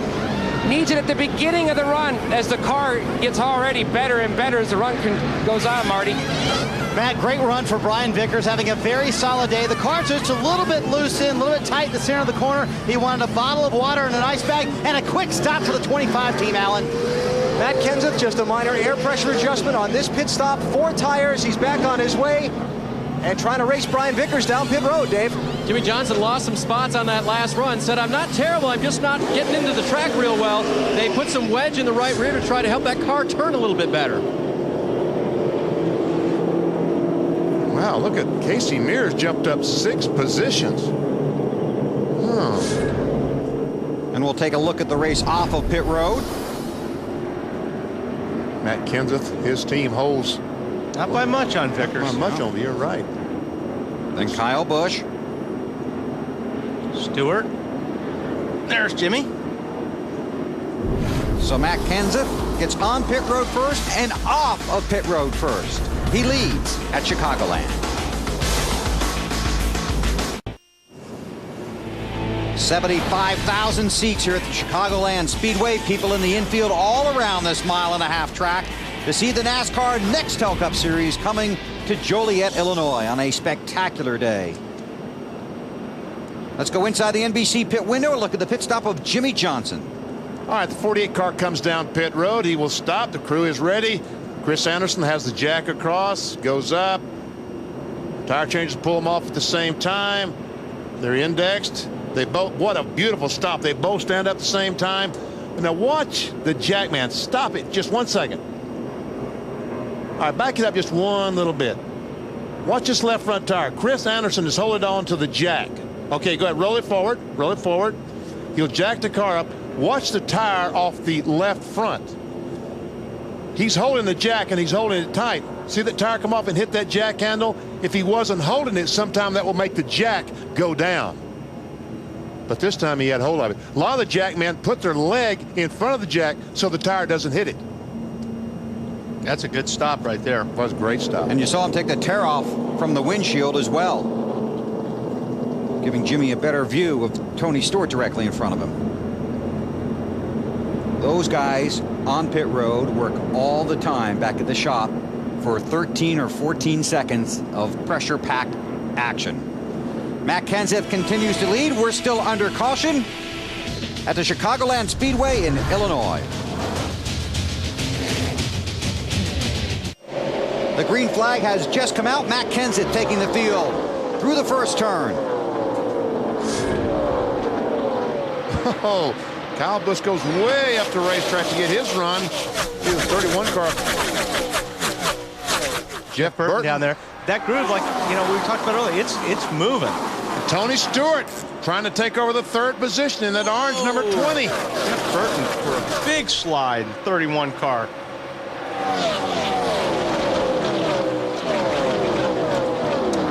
Uh-oh. Who we got? Casey Kane. Yep.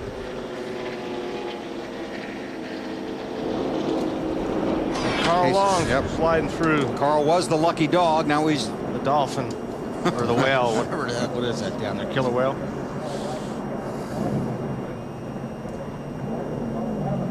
Well, Casey that car's has no good anymore. No, he has a lot of damage. He drives away, but he looks like he's hit the left rear pretty strong. How about how fast the safety guys were on that deal? Were they out there for the green? There we see him up on the outside, and it looks like he's going to have some contact from the back. The 42 gets in the back of him. Yeah, but you know what? The 9 got out of the gas there. Yeah.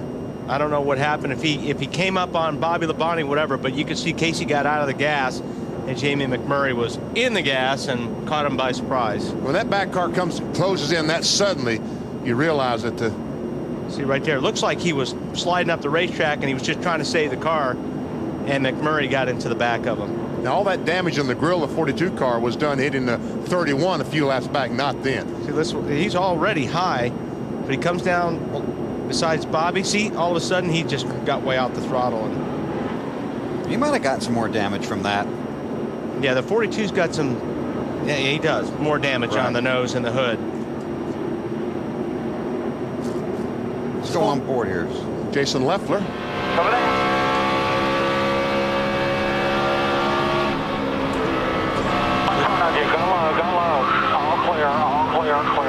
See how fast that happens? Yep.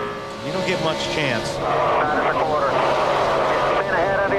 Inside, clear. You get to turn the steering wheel one time. You better hope it's the right decision. That's exactly right. It's just like somebody stopping in front of you on the highway. You're not expecting. You have nowhere to go. Give him a tap. Depends who it is. Getting back from the racetrack. Under caution at Chicagoland, Matt Kenseth is the leader. You're watching NASCAR on NBC. The field coming around to complete lap 129. The pace car dives to pit road, and Matt Kenseth will take them to the green flag. No lucky dog on that caution. They were involved in the wreck of Casey Kane and Carl Long. Oh, you mean because Carl spun through the grass, he doesn't get the lucky dog? That's exactly right. Well, that don't sound right. Ooh, look at Kyle Busch trying to squeeze in there. That 5 car. See if we can get a whole lap done here.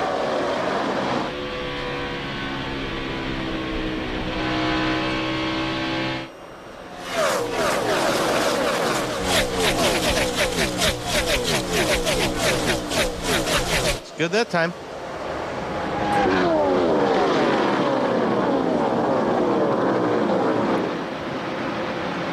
The question now is going to be how good is Matt's car?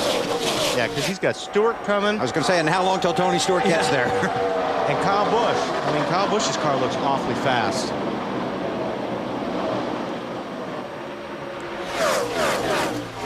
Tony Stewart, remember that 20 car crashed Friday morning. His car was qualified by J.J. Yaley, so he started the race today, had to go to the rear of the field because changing driver started 43rd, and we see him there 4th, and we aren't halfway yet. That's the backup car that they got out on Friday that J.J. got in the field that Tony practiced here on Saturday. How about the 29 car going by Jimmy Johnson, and here comes the 97 of Kurt Busch. At least trying to go by Johnson. Not so fast, my friend.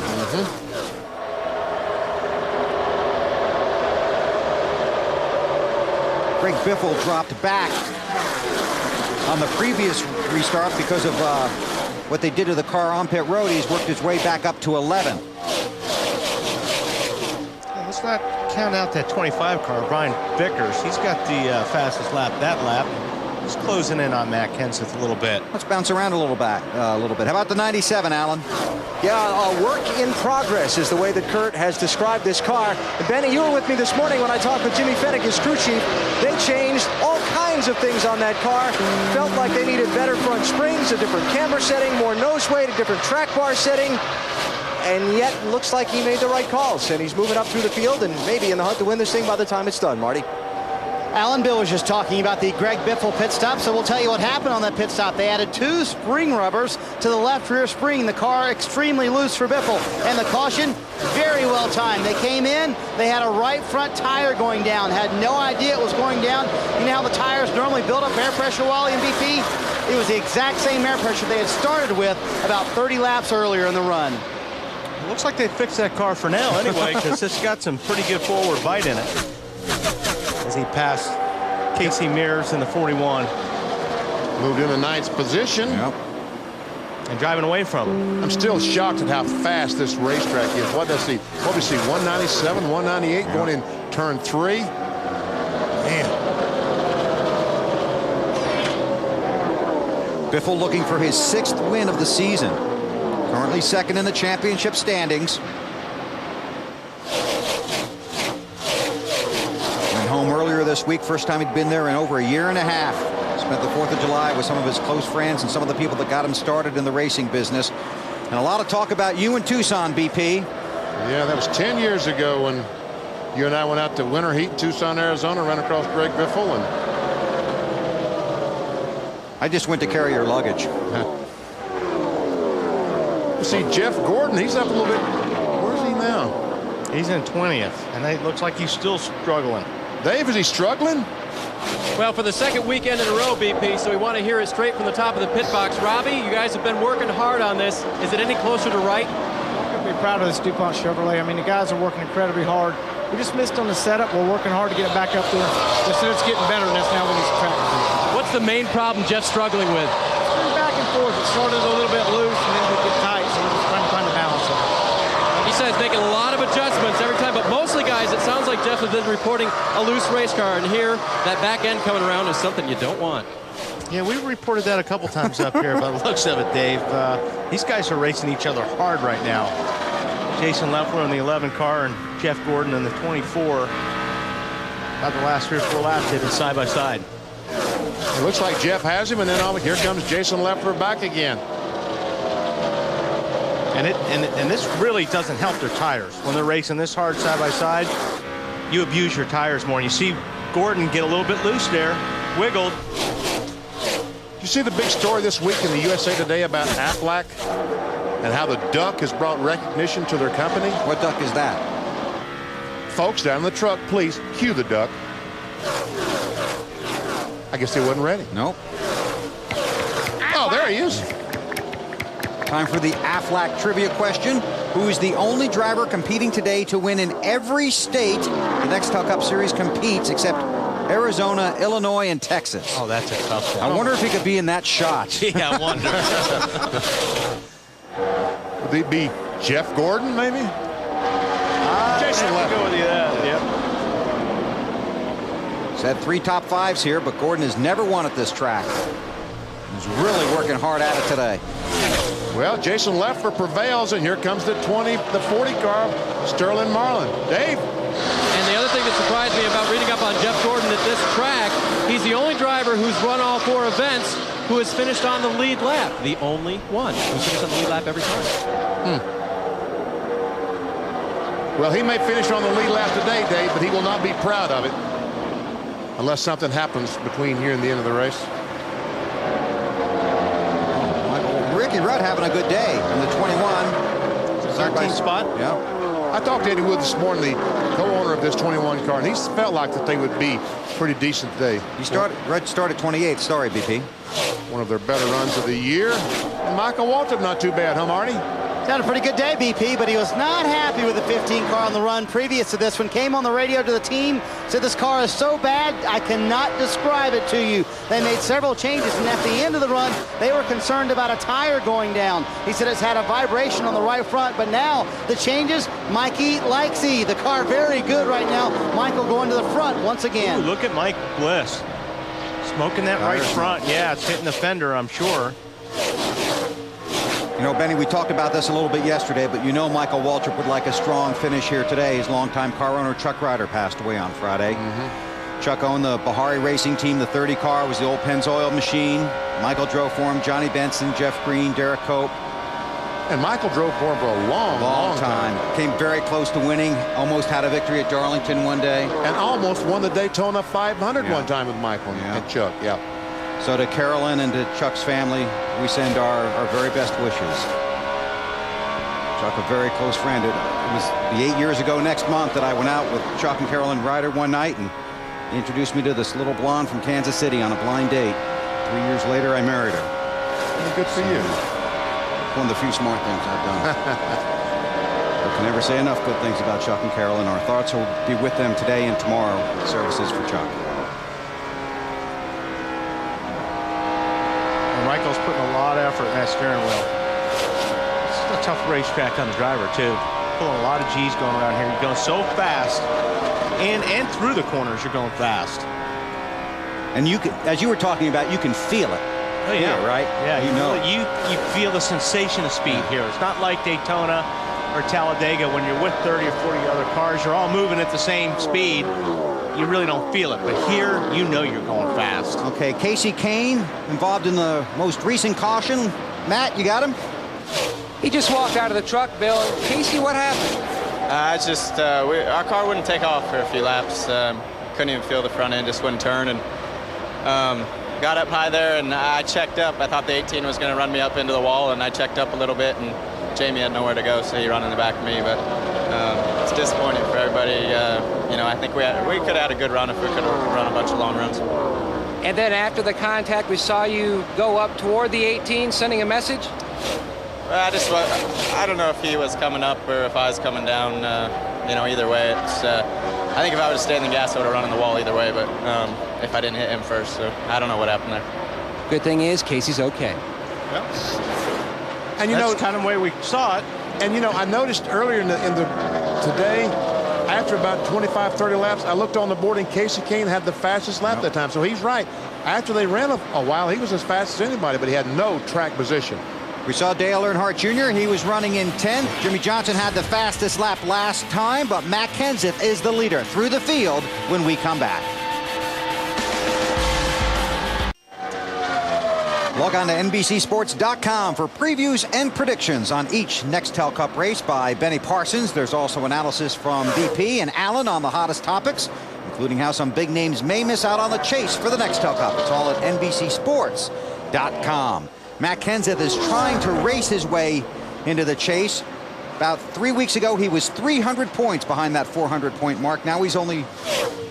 well, he's less than 200, 188 points coming in here today. Led 112 laps to this point in the season, and today Matt has now led 86.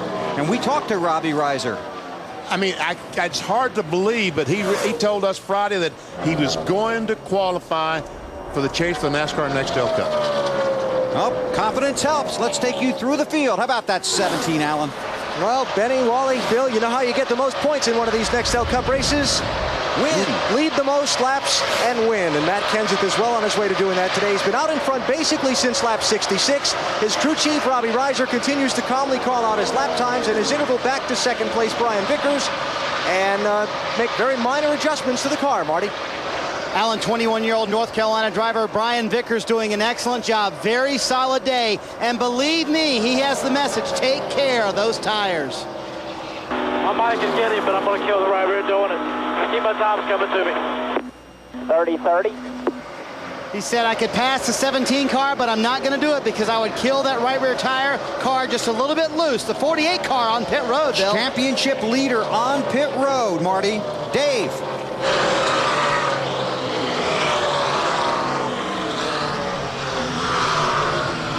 Here he is, guys. He is in right now. They'll change all 4 tires and make a track bar adjustment on that car. I think he thought he had a tire going down, otherwise he wouldn't have come on pit road quite so quickly. 4 tire change to get it back out here. He'll lose a lap at this point. He's gone. This is clearly an unscheduled stop for the 48 team. Chad Knaus, the crew chief, sitting there on the box, doesn't seem to be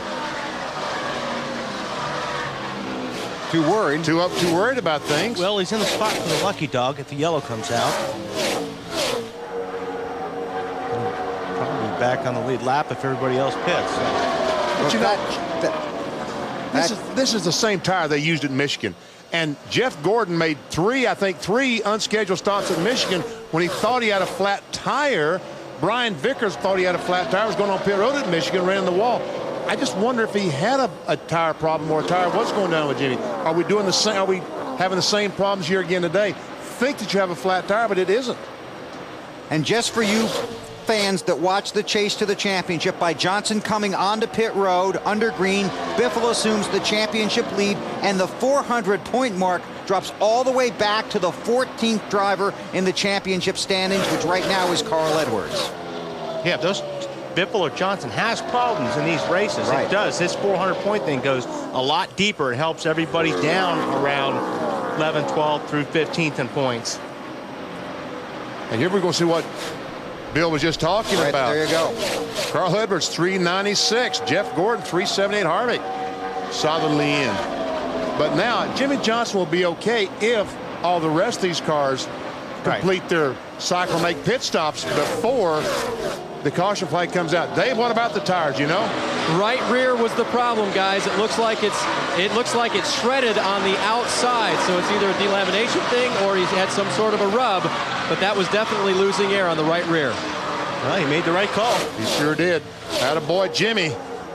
So the field last pitted on lap 127, and we're just past 161 now. So it has to stay green, otherwise Jimmy Johnson could be in huge trouble. Kyle Busch runs third. Let's continue going through the field, Alan. Yeah, Kyle Busch starting in 24th position today, Bill. Reporting his car needs more front grip. When he's in the center of the corner, it doesn't want to cut as well as he needs. It's keeping him from getting back in the throttle as quickly as he'd like. Matt? Tony Stewart trying to do the same thing he did 1 year ago. Win here at Chicagoland in a backup car. Tony says the car is really good. I don't know what else to tell you. It's still, Alan, just a tick tight in the center of the corner. Well, Kevin Harvick is a two-time winner here at Chicagoland. He's running in 5th place right now. He's not saying a whole lot on the radio. His crew chief, Todd Berrier, tells me the tires look good that are coming off the car. And really, they're okay. Marty? Alan gave a call to Greg Biffle for the key observation that the handling was going away from his car and it was too loose, and there's a wreck in turn 1. Elliott Sadler. Stay up there, man. Just stay up there. Stay up there. Stay up there.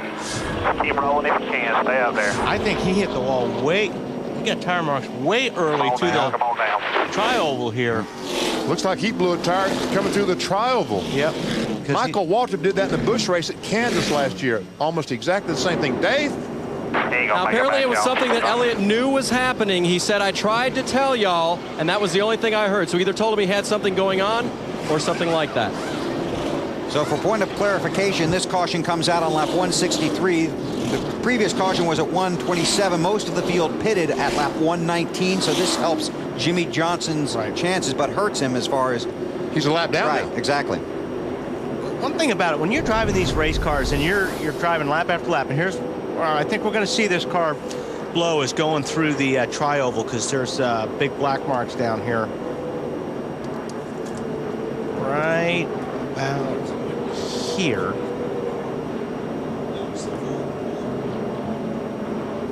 Yep. But see, you know, when you're driving lap after lap after lap, and you're so in tune and focused with this race car, and then all of a sudden you feel something different, and if you go by what your butt says, you should come in the pits and change your tires. But you don't want to make the wrong call and come in and say, oh, you know what, the tires look good and I lost 2 laps, and then you feel terrible for the team. See, Jimmy Johnson had that same situation. He came in. But, you know, I mentioned Michael Waltrip. He did exactly the same thing in a bush race at Kansas last year. And he told me, Wally, that's the hardest he's ever hit a wall in his life because there's no safer barrier there. Right. You just go bam into that solid wall. Yeah. And to clarify the Jimmy Johnson situation, he is 1 lap down, but Mike Wallace was the first car a lap down. He is the lucky dog.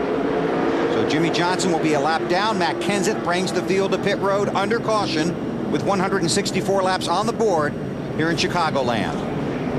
Matt? Stewart says the 3 cars in front of him are locked down. They need to make an air pressure adjustment. He needs to be better up off the corner when he tries to get in the gas. So they're going to make that air pressure adjustment to see if it helps, Marty. Outstanding day for the GMAC guys. Middle of your screen, they have gained him 4 spots on pit road for Brian Vickers. Car a little loose, half pound in the right rear, out of the right rear tire, Alan. Again, just a small air pressure adjustment for Matt Kenseth. A very quick stop by his team, Dave. Casey Mears had a car that wouldn't turn. They make a wedge adjustment for that. 4 tires for him. He had a vibration too, so this is probably a break for him. I think it's probably a break for a lot of guys, Dave. Because anytime you can get 4 tires today. Yeah, well, and you're also sitting there thinking, who's next? All right. On a day like this, you're not sure. You know, you're not sure who's going to blow the tire next. Yeah. All right, let's see. Does Kenseth crew hole serve? They sure did. Comes in with the lead, comes out. Vickers comes out second. Tony Stewart picks up a spot. Those guys pick up a spot. Never see the 2 guys, Harvick and Biffle. So they'll be restarting nose to tail. That's interesting. So Matt Kenseth has led 97 laps today. He's the leader after 165 at Chicagoland.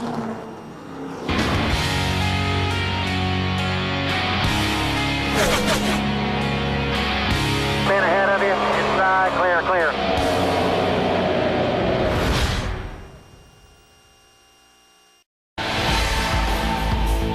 NASCAR Nextel Cup Series racing from Chicagoland Speedway is brought to you by Bank of America, higher standards. By the homestyle flavor of KFC Original Recipe Chicken. Bring back dinner at KFC. By Nextel. Enter the Nextel Race to the Chase sweepstakes for a chance to win $250,000. By the Home Depot, NASCAR's home improvement warehouse. And by the United States Army, an army of one. Matt Kenseth continues to lead under caution after 167 laps of the USG Sheetrock 400, followed by Brian Vickers, Tony Stewart, Kyle Busch, and Kevin Harvick. Marty Snyder. Bill, this is the right rear tire off of Greg Biffle's car, and you can just see the absolute chunking on the outside of the tire that is all the way around this entire tire. They got lucky. They were 10 laps away from a green flag pit stop. Had that caution not come out, may have happened. The same thing to Elliott Sadler might have happened to Greg Biffle. Tires don't discriminate. We've seen it happen to Johnson, Biffle, and Elliott Sadler today. Matt? Now, just up pit road, Rusty Wallace had the same thing, a blistered right rear tire. Now, for the first time today, Tony Stewart's experiencing a blister as well, all the way on this outer portion of his right rear tire. Now, Greg Zipadelli did tell him that the 48 had issues as well, but your car, which was a tick on the loose side, we made some air pressure adjustment to help that. It shouldn't be a concern. Alan? All right, Matt, I'm here with Rick Heinrich, who's the product manager for Goodyear here at the racetrack in Chicago. Rick, for people that are watching and haven't seen something like this in racing before, and even for that matter, the regular race fans, why are these blisters in these tires happening today? Yeah, we're seeing a tremendous amount of heat in the right rear tire today. We don't really have the type of tire wear that we'd like to have on the right side tires. Tire wear is one of the important things that actually keeps the tire cool. As the tire wears, it dissipates heat, and that's actually what's causing some of the additional heat. So the simple formula is the hotter a tire, the more likely a problem like this to happen, and the way that a tire wears out isn't going as quickly as you'd like. I summed that up correctly, right? Yeah, tire wear is actually very good. It's just part of what helps keep the tire cool, and you know, the blisters are caused by heat. All right, Rick, thank you for taking the time. Rick Heinrich, the product manager for Goodyear. So, guys, bottom line is the tires aren't wearing out fast enough for the heat today. and this same tire wore at Michigan. Remember those right rear tires we saw at the Michigan Speedway? They wore out, but so they thought at this racetrack it would certainly be no problem. They bring them here, and they aren't wearing. So these guys have had the tire troubles today. Carl Edwards was early, Burton, Blaney, Jimmy Johnson now, and Elliott Sadler. Johnson and Sadler chasing the Nextel Cup championship. Kenseth leads the race. Biffle leads in points. You think tires are important in Chicagoland today? I mean, just look at this. And we got 1, 2, 3, 4, 5, 6, 7, 8, 9, 10. 10 guys working on tires. Green flag coming out.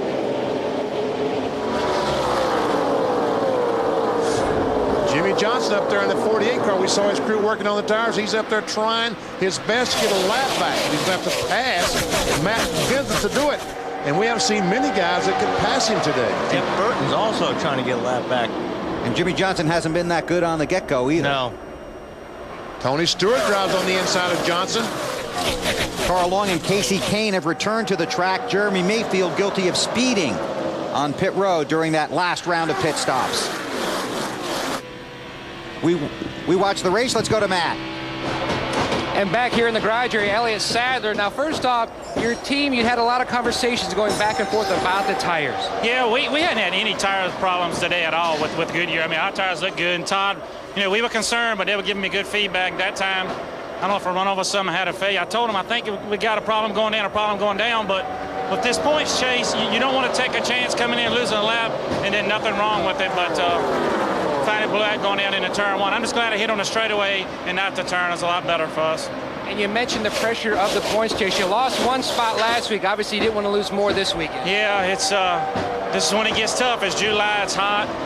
Coming up on 9 tough racetracks and races, and this is definitely a setback for us. But the Combos team, the M&M's team will fight back, and we're not at this chase yet. We still want to hold our ground and make it to September.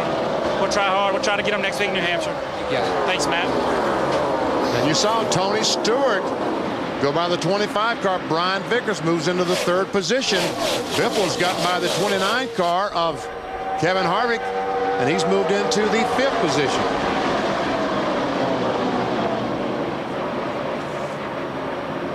Take a look at our Miller Lite track fact. Jimmy Johnson came to Chicagoland leading the championship standings last year and wound up 2nd in the race. The other championship leaders didn't fare as well in previous races. Jeff Gordon was 17th in 2001. Sterling Marlin wound up 16th in 2002. And Matt Kenseth 12th in 2003. Our Miller Lite track fact. And right now the 48 of Jimmy Johnson runs 32nd. The first car a lap down. And here's one thing to think about. Elliott Sadler and Jimmy Johnson both. Stop and watch the race? Go ahead, Al. I was watching the race. Yep. I'm sorry, Bill, to interrupt you. That's okay. That 25 car, if that 31 was there or not, it didn't matter. He had to go to the top of the racetrack. And he got a little distance in between him and Biffle doing it. But the difference right now between Johnson and Sadler is Johnson decided to stop and Elliott Sadler didn't. Yeah. But Johnson could afford to stop because he had the lead. Elliott Sadler was back in position. He just couldn't afford to give up any points. Well, like what he said, we talked about earlier, you don't want to make a mistake as a driver. You don't want to come in and have the tires change and nothing be wrong. Then you kick yourself in the butt for the rest of the year because of all those points you've given away. But on the other hand, you got to listen to what your butt says sometimes, because when you're driving these cars hard every lap, you're so in tune with those 4 tires on the racetrack. All of a sudden, you feel something different, then something's up. Okay. Something's trying to tell you something, and you need to tell your crew, and you need to come in. Get an update on the 25 from Marty. And Bill, just checking the 4 tires off Brian Vickers' car. They all look excellent. They have not had a problem all day long. They've had an excellent day on pit road. Brian very happy with the race car. It's been a little bit loose, but his biggest problem is inside the car. He's been a little warm, wants ice bags and water every time. But chassis-wise, handling-wise, the car has been excellent. Poised to get his first ever win. Running in the 5th position right now. There we see him 2.9 seconds behind Matt Kenseth. A car of Dale Earnhardt Jr. is making his way up to the front. About that, going by Kurt Busch, trying to Kurt in the 97, the black car on the outside, Junior in the 8. Mark Martin, Rusty Wallace. These guys just quietly been working on their car all day long, and making it better and better. Right, and the 8 and the 6 and 2, the longer it's green, the better they get. And you know, Mark Martin has announced that this is going to be his last year racing. And then they announced this week, Roush announced that they have signed Jamie McMurray to drive the 6 car in 2007. Well, guess what? There's nobody to drive it in 2006. They're putting a lot of pressure on Mark Martin to drive it in 2006. Mark is not going to want to do that. And I know Mark, and I don't think he's going to be real happy with that. Matt? Wally, Mark was one of 19 drivers pulling double duty this weekend running Saturday's Busch race. He told me that he could sit back at his motor coach, watch the race on TV, and learn about 90%, but the 10%, which is so vital, is what you learn behind the wheel about the tires. Now, 2 stops ago, Mark said, you know what? Let's try the air pressure settings we used in the Busch car yesterday. See if that helps our balance issue. Mark feels pretty confident about how the car is running now, but using what he learned Saturday, trying to make it the big picture on Sunday. And Dale Earnhardt Jr., another guy trying to make a move here today. Jr. with the top 5 last week at Daytona, currently running 8th in that 8 car. And he thinks you might have got a little momentum coming out of Daytona. It's a little fun to get some footing, get some gears, and see what you can do. Obviously, again, it's Daytona. We got to be realistic. That's kind of how we expect to run when we go there. And it's not like anything we learn there we can adapt to this race or any other race from here on out. So, you know, we'll just see what happens. You know, we've got a great attitude. I couldn't ask for my guys to have a better attitude about what's going on and where we are and what we need to do. And that's the best thing. As long as I don't, you know, nobody has to get the whip out to get us going. You know, we're ready to go. Well, Casey Kane bringing out the caution. He goes to the garage. Jimmy Johnson is the lucky dog. Wow, what a break. He will come around and be back on the lead lap. And has a car capable of working his way back up, possibly in the top 15, maybe even the top 10. Got 84 laps to do it. Yep. What did it take Tony Stewart, about 100 laps to get up in the top 5? About that. So, Jimmy, you did good coming in and changing that tire when you felt something wrong. Because what did he do? He listened to his butt. There'll be T-shirts next week when we get to New Hampshire. You know, I got a question we need for Matt to check on. The 44 car, remember we reported he had gone into the garage area before? He has been coming in and out of pit road. Is he scuffing tires? I was wondering about that. We'll check on that, but I saw that, and I wondered if they might be working on that. He just might be scuffing tires for all those Henry cars because, as Wally told you, put a few laps on the tire and let them cool a little bit. That seems to harden them up just a little bit. And let's not overlook our leader again, Matt Kenseth. We talked about coming in this season. He'd led 112 laps all year up to this point. Today he's led 114 laps. And I like what you were saying about Robbie Reiser. He believes they're a chase team. He believes it. We laughed at him, but he believes it. They're all coming from third on back.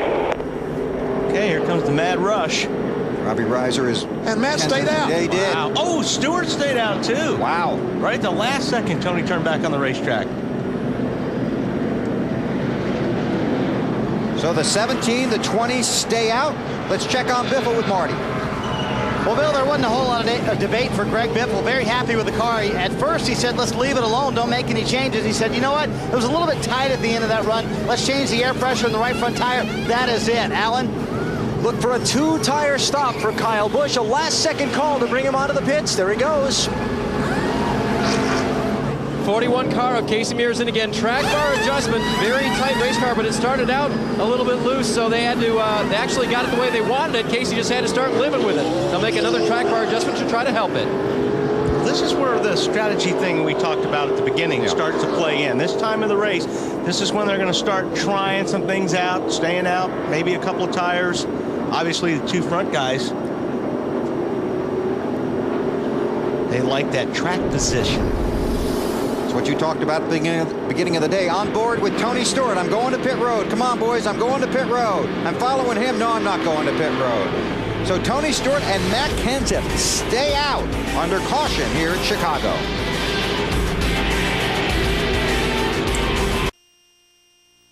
Under caution on pit road. The 48 team brings Jimmy Johnson in. He's the lucky dog. They go to work on the car. Well, I've been talking about all day. That car was hitting the racetrack. from the get-go. You can only do that so long. So what they're doing is they're raising the front of the car up so the chassis won't hit those first 8, 9, 10 laps of the run. They were not able to get the jam nut on the right front loose, so I don't think they're able to raise the right front up, but they did get the left front up. Looked like 4 or 5 rounds. What's that going to feel like? Well, it's going to loosen the car up, looks like. Yeah. I think they may have got a little bit. They had to go because if you see the field there coming around turn 4, they didn't want to get put a lap down again. Jimmy Johnson is the last car in the lead lap in 32nd position. Matt Kenseth is the leader, followed by Tony Stewart, Ricky Rudd, David Stremme making his Nextel Cup debut, and Ryan Newman. So we got some guys here experimenting on some strategies here. Yep. Some guys on 2 tires, some guys 4 tires. Some didn't stop. This is when it gets fun. 80 to go, green flag. And Jeff Gordon is in the, 9th, 10th position? He scored in 9th on the restart.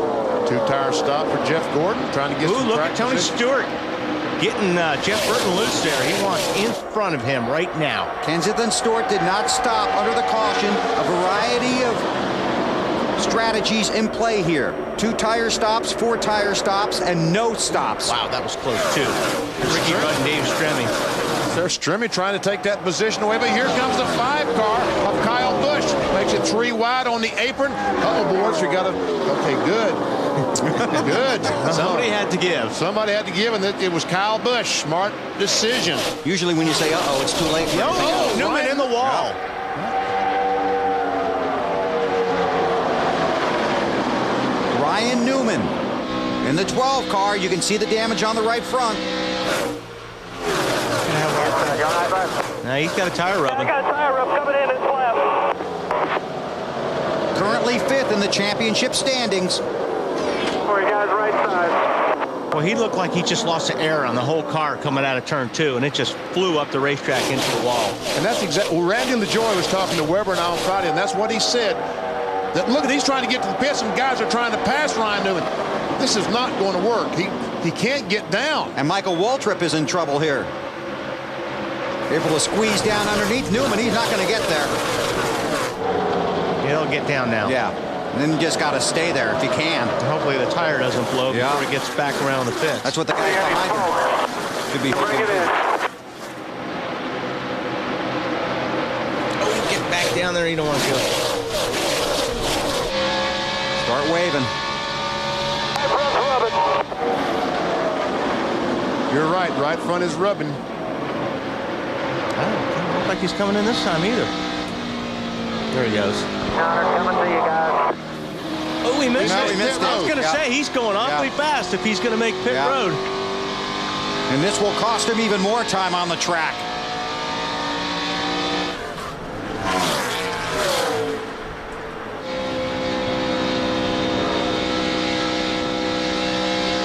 He tried to make the commitment, but you could tell when he got off on that apron, he was going way too fast. Coming in this lap.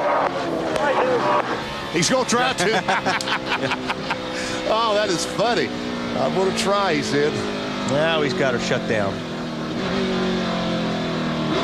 I mean, the whole process is not funny, but frustrating for them, that's for sure. And he's got to go at 55 miles per hour. Guys, 4 tires, 4 tires.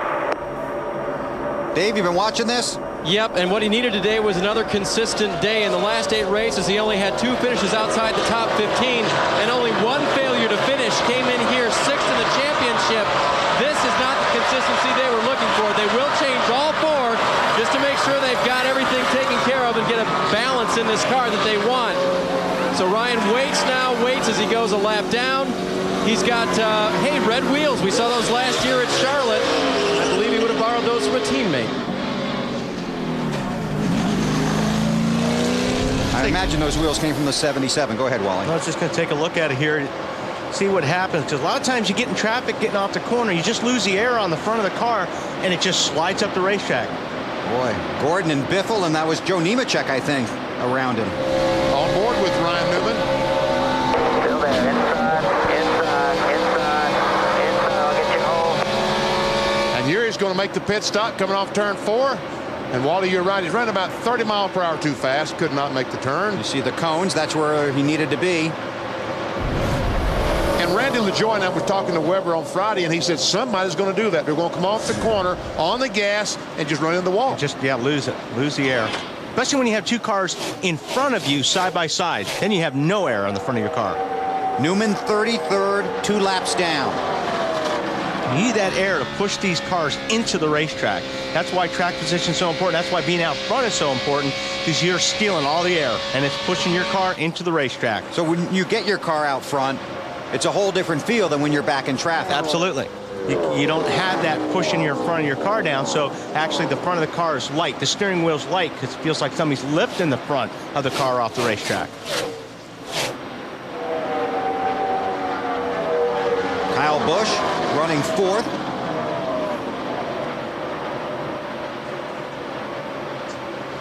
Greg Biffle's 16 car had stopped, changed 4 tires, has pulled back up on the back of Kyle Busch, but all of a sudden he's not gaining. And Ricky Rudd is in that 21 car, running 3rd, using some pit strategy to get up there. But he used the first half of this race to march his way through the field. Let's check on the 5, Alan. Well, I just talked to his crew chief, Alan Gustafson, Bill, and asked him why he stopped and just took right side tires there. He said, we can't pass the 17 on equal footing. I'm trying to do something different than they do to see if we can get some kind of an advantage and win this race. Well, that's good. He's trying to win.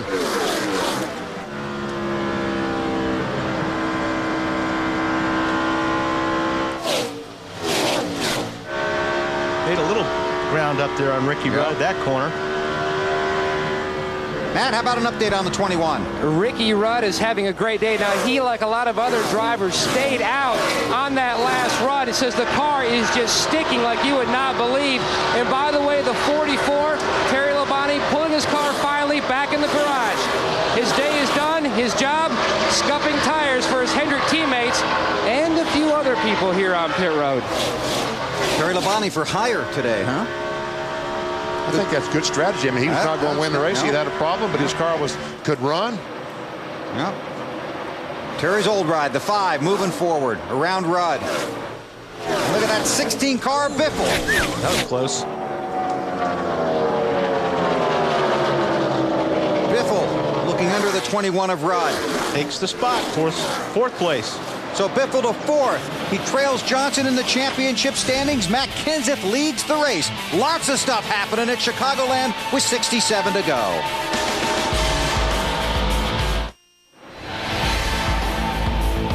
NASCAR Nextel Cup Series racing from Chicagoland Speedway is brought to you by Allstate, proud sponsor of the Allstate 400 at the Brickyard. By Visa, proud sponsor of NASCAR. By Miller, there's good enough, and there's better than it has to be. Miller, good call. And by new Mobil 1 Extended Performance, official motor oil of NASCAR.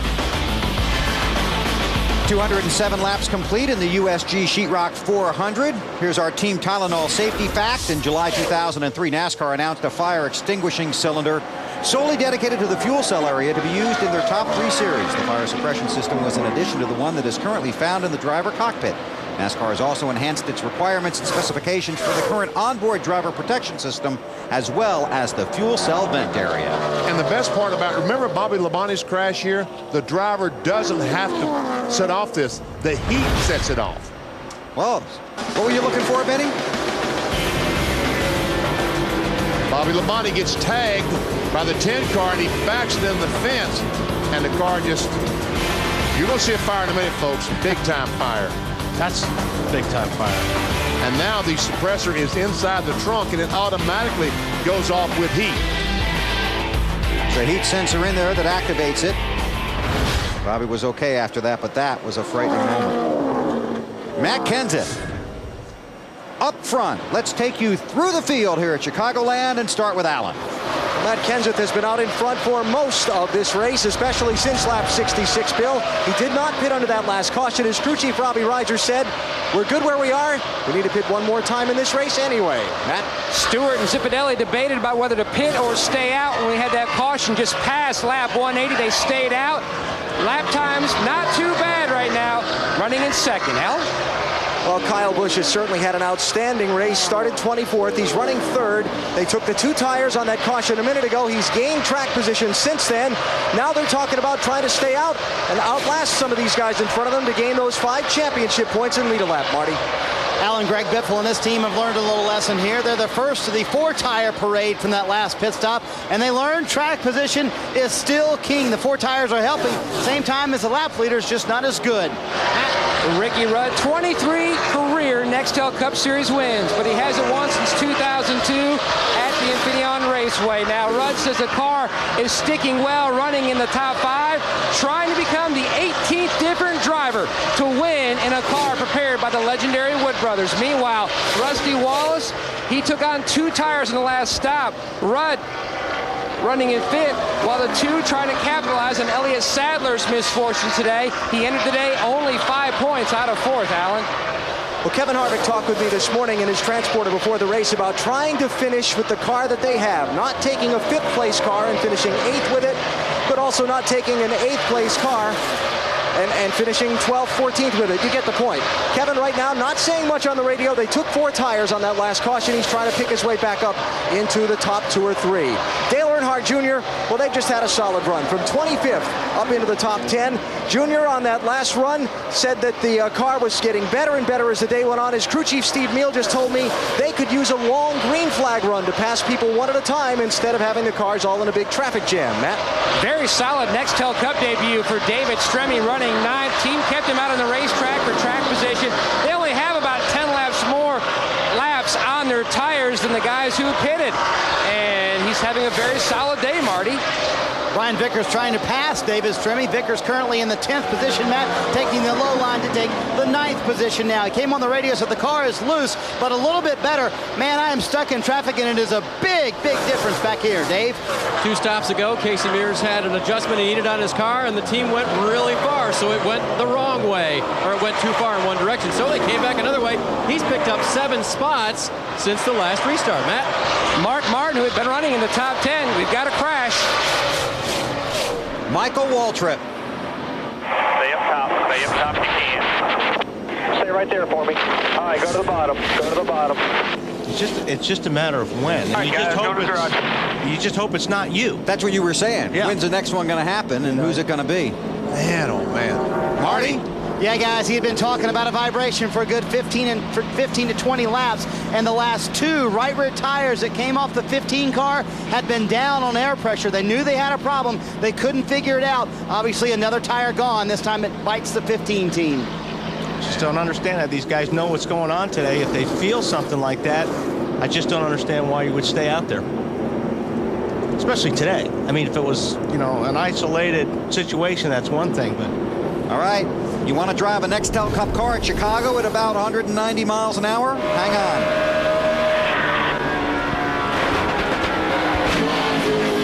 Wow. Man, oh man. That's a shot right there. Folks, I can't tell you Stay up top if you how can. hard that is.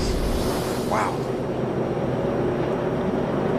Michael to the garage. Kevin LePage will be the lucky dog. Jeff Gordon has fallen to 29th after restarting 9th. So that 2-tire stop did not work for Jeff's car. Jimmy Johnson has worked his way up to 20th. Matt. Stewart, who stayed out on the last round of pit stops, pits. He says the car a little too tight entering turn 3. Other than that, the car near perfect. Going to make an air pressure adjustment. Marty? Matt, Greg Biffle, bottom of your screen, your new championship leader because of the problems with the 48. Talked about loosening up his car. Said, I don't want to have any tire problems. Leave it alone. 4 tires. No changes, Alan. Well, Matt Kenseth's crew has held the lead on every stop they've had today when they've come in first. Trying to do that just as he came to the stop in the pit box. The crew chief, Robbie Reiser, said, let's get him. Dave? Championship leader Jimmy Johnson will go up on the track bar. That will make his car just a little bit looser. He said not real stable as well. That's not good news, but they'll try to fix it for him. Jimmy Johnson, left side tires on and off pit road. He was busy down there. Wow. It is. Yes, it is. 51 laps to go at the Chicagoland Speedway in Joliet, Illinois. You're watching NASCAR on NBC.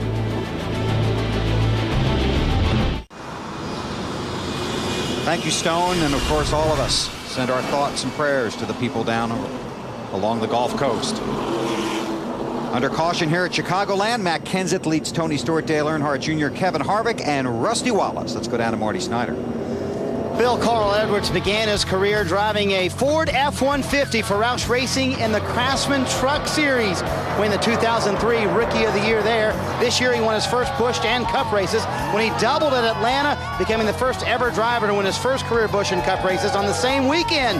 And then his second Cup race last month at Pocono. A former substitute teacher who seems to have found a future here in NASCAR, helping to make Ford built for the road ahead. Currently his teammate, Matt Kenseth, leads the field here at Chicago, Bill. Thank you, Marty. Well, let's go through a few things here. This is the first race since Las Vegas last season that Matt Kenseth led more than 100 laps. He's led 123 of the 267 today.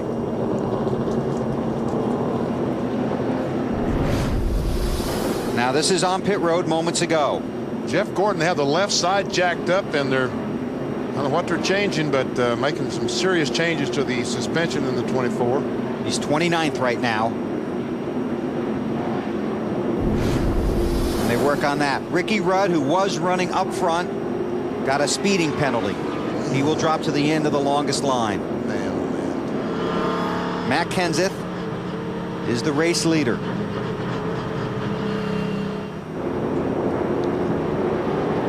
Earnhardt Jr. up to third. Jimmy Johnson 17th. And the pace car will bring them around out of turn 4, and Matt will take them to the green flag.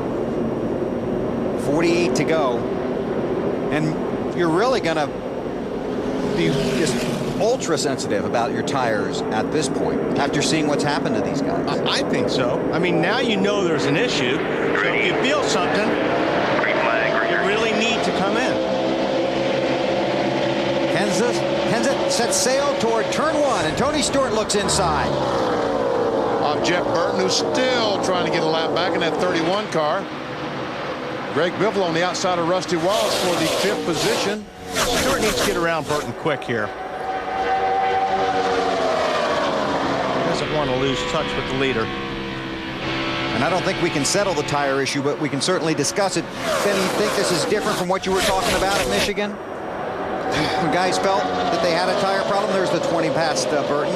It appears to be because the tires were just wearing out, and they felt like they had a flat tire, and it wasn't flat. Today, when they're having problems and they feel something, they're eventually blowing the tires. Boy, Tony Stewart looks like he was real happy with the 31 car there. I saw a fish come out the window, I'm pretty sure. From Tony? Yeah. To take that car from last to first. Jeff Burton should have gave more of a break, he thinks. Again, Tony Stewart lost his primary car here on Friday. This is a backup car qualified by J.J. Yaley, and Matt from last to second. What a wonderful performance for this team. The entire team got together.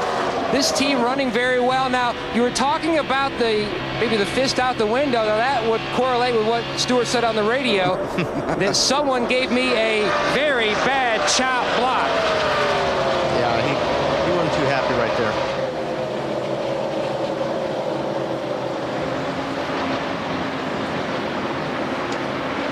And behind these two, Dale Earnhardt Jr. started 25th.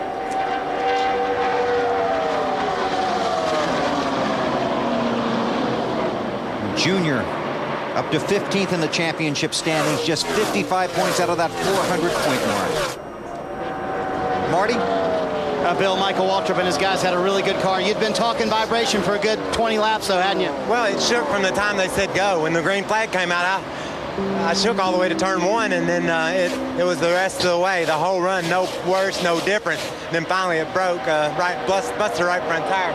We've been leaking air out of the left front for some reason, tearing up right rear, so the right front was a little bit of a surprise for me. The Napa Best Western Oreo Cookie Domino's Klausner Chevy was good. I have to say all that every now and then. Is it just the points you just can't chance coming in? Oh, I would have come in, but Marty, you got to understand, when they restarted, it was shaking, and it shook that way. No worse, no different. The times were fine, and then bam, it would just blow out. Before that, it was perfectly smooth, and then it would start shaking, and then we'd have a low left front. So just, you know, 2 weeks in a row we've gotten put on our ears over this, and it stinks because we got a good team, but it pretty much writes off a chase bid. But by gosh, we can still win some races. This is a really tough break because these guys really did have an excellent car today. Thanks, Marty. Kyle Busch going the wrong way back to 17th, Alan. Yeah, Kyle and his team were talking on the radio right after that last pit stop about contact on pit road and some right front fender damage. With that little skirmish we were talking about among ourselves between Rusty Wallace and Greg Biffle. And his, well, very frankly, he's been very emotional on the radio using the word junk to describe his race car. His crew chief, Alan Gustafson, being the lead cheerleader, saying, hang on to it, do the best you can. We'll get another caution. We'll get in here and fix it, and then we'll go back to the front. It didn't look like there was any contact between the 5 and Rusty Wallace when they came off pit road. No, it was awfully close. Yeah. But it didn't look like there was any contact. Right, Benny? Pit road was a very crowded place, as it has been throughout the day. Now let's take you back there and show you what we're talking about. This is under caution. There we see the 16 and the 2 coming down pit road now as they follow 29. Now watch the 5 come out. I don't believe they hit each other. It just doesn't look like it. And but maybe he did. Biffle and Rusty almost got together. They were even closer. Yes, they were. That was even worse. Maybe he did hit the left side of Greg Biffle's car. I don't know. He knows better than we do. I was going to say the next guy you should ask would be Biffle. But he's busy right now. Marty? Well, for whatever it's worth, Bill, Biffle says they did make contact. It was in his door area, but he wasn't terribly worried about it because it wasn't going to affect his race car. He said there was contact on pit road. Okay, then it knocked the right front fender on that 5 car. And folks, you can see just how sensitive the front fenders are on these race cars. Matt, how about Rusty? Bill, once he got off pit road, he called on the radio to owner Roger Penske. He said, did you see the race off pit road? Was that not nuts? But Roger said, the good thing, you were very cautious. We're looking at another good day. Maybe our 3rd straight top 10 finish. Rusty used to run these same MGD colors, had a lot of success. 120 top 10 finishes from 1994 to 96. He may have another one today. Rusty could be looking at his 3rd straight top 5. He's got back-to-back top 5s for the first time since last spring. And what did he do after he got those first 2 back-to-back top 5s? He won at Martinsville. Battle for 3rd position. 16 of Greg Biffle, the 8 of Dale Earnhardt Jr. Give it to Biffle. You know, when we were in Vancouver with Biffle, he said we could talk to him under green, but this probably isn't the right time, huh? Would be a good time. So Biffle up to 3rd. Junior behind him, everybody chasing Matt Kenseth. He's led 162 laps so far today, hoping to lead the last one.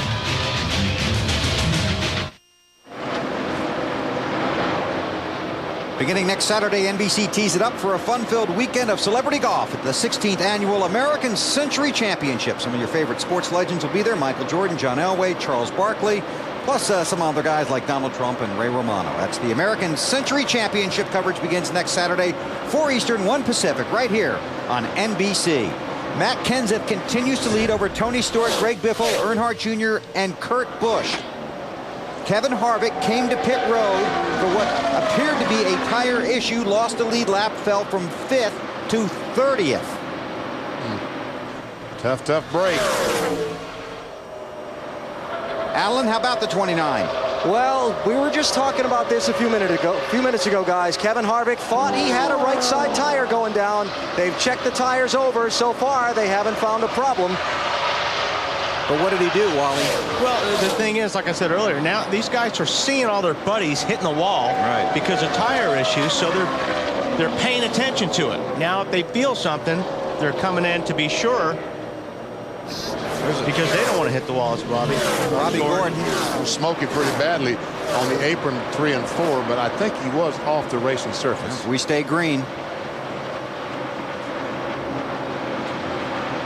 This is a pass-through penalty because Gordon was on pit road a moment ago. Too fast on pit road. He was too fast entering pit road. So now a pass-through penalty. 55 miles per hour. And it's electronic. It's electronic. There is no guesswork. Which I love. And it's so hard. Till I get caught. I was going to say. Wait till the Glen. See if you still love it. Jimmy Johnson has worked his way up to 12.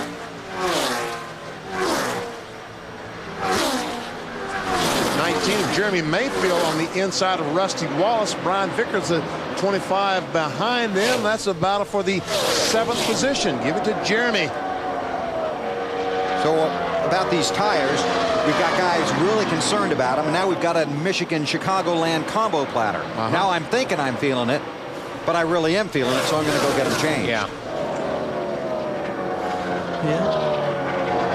Let's get an update on Sterling Marlin, Marty. Well, and Bill, the day started to look good for Sterling. They had the car right where he wanted, had moved up close to the top 10, was running 13th, radio the crew last lap. Engine starting to go bad. They're going to come to pit road, check to make sure it's not a spark plug wire, but he is definitely on 7 cylinders and thinks the engine is blowing up. Oh, me. Just when things start looking good.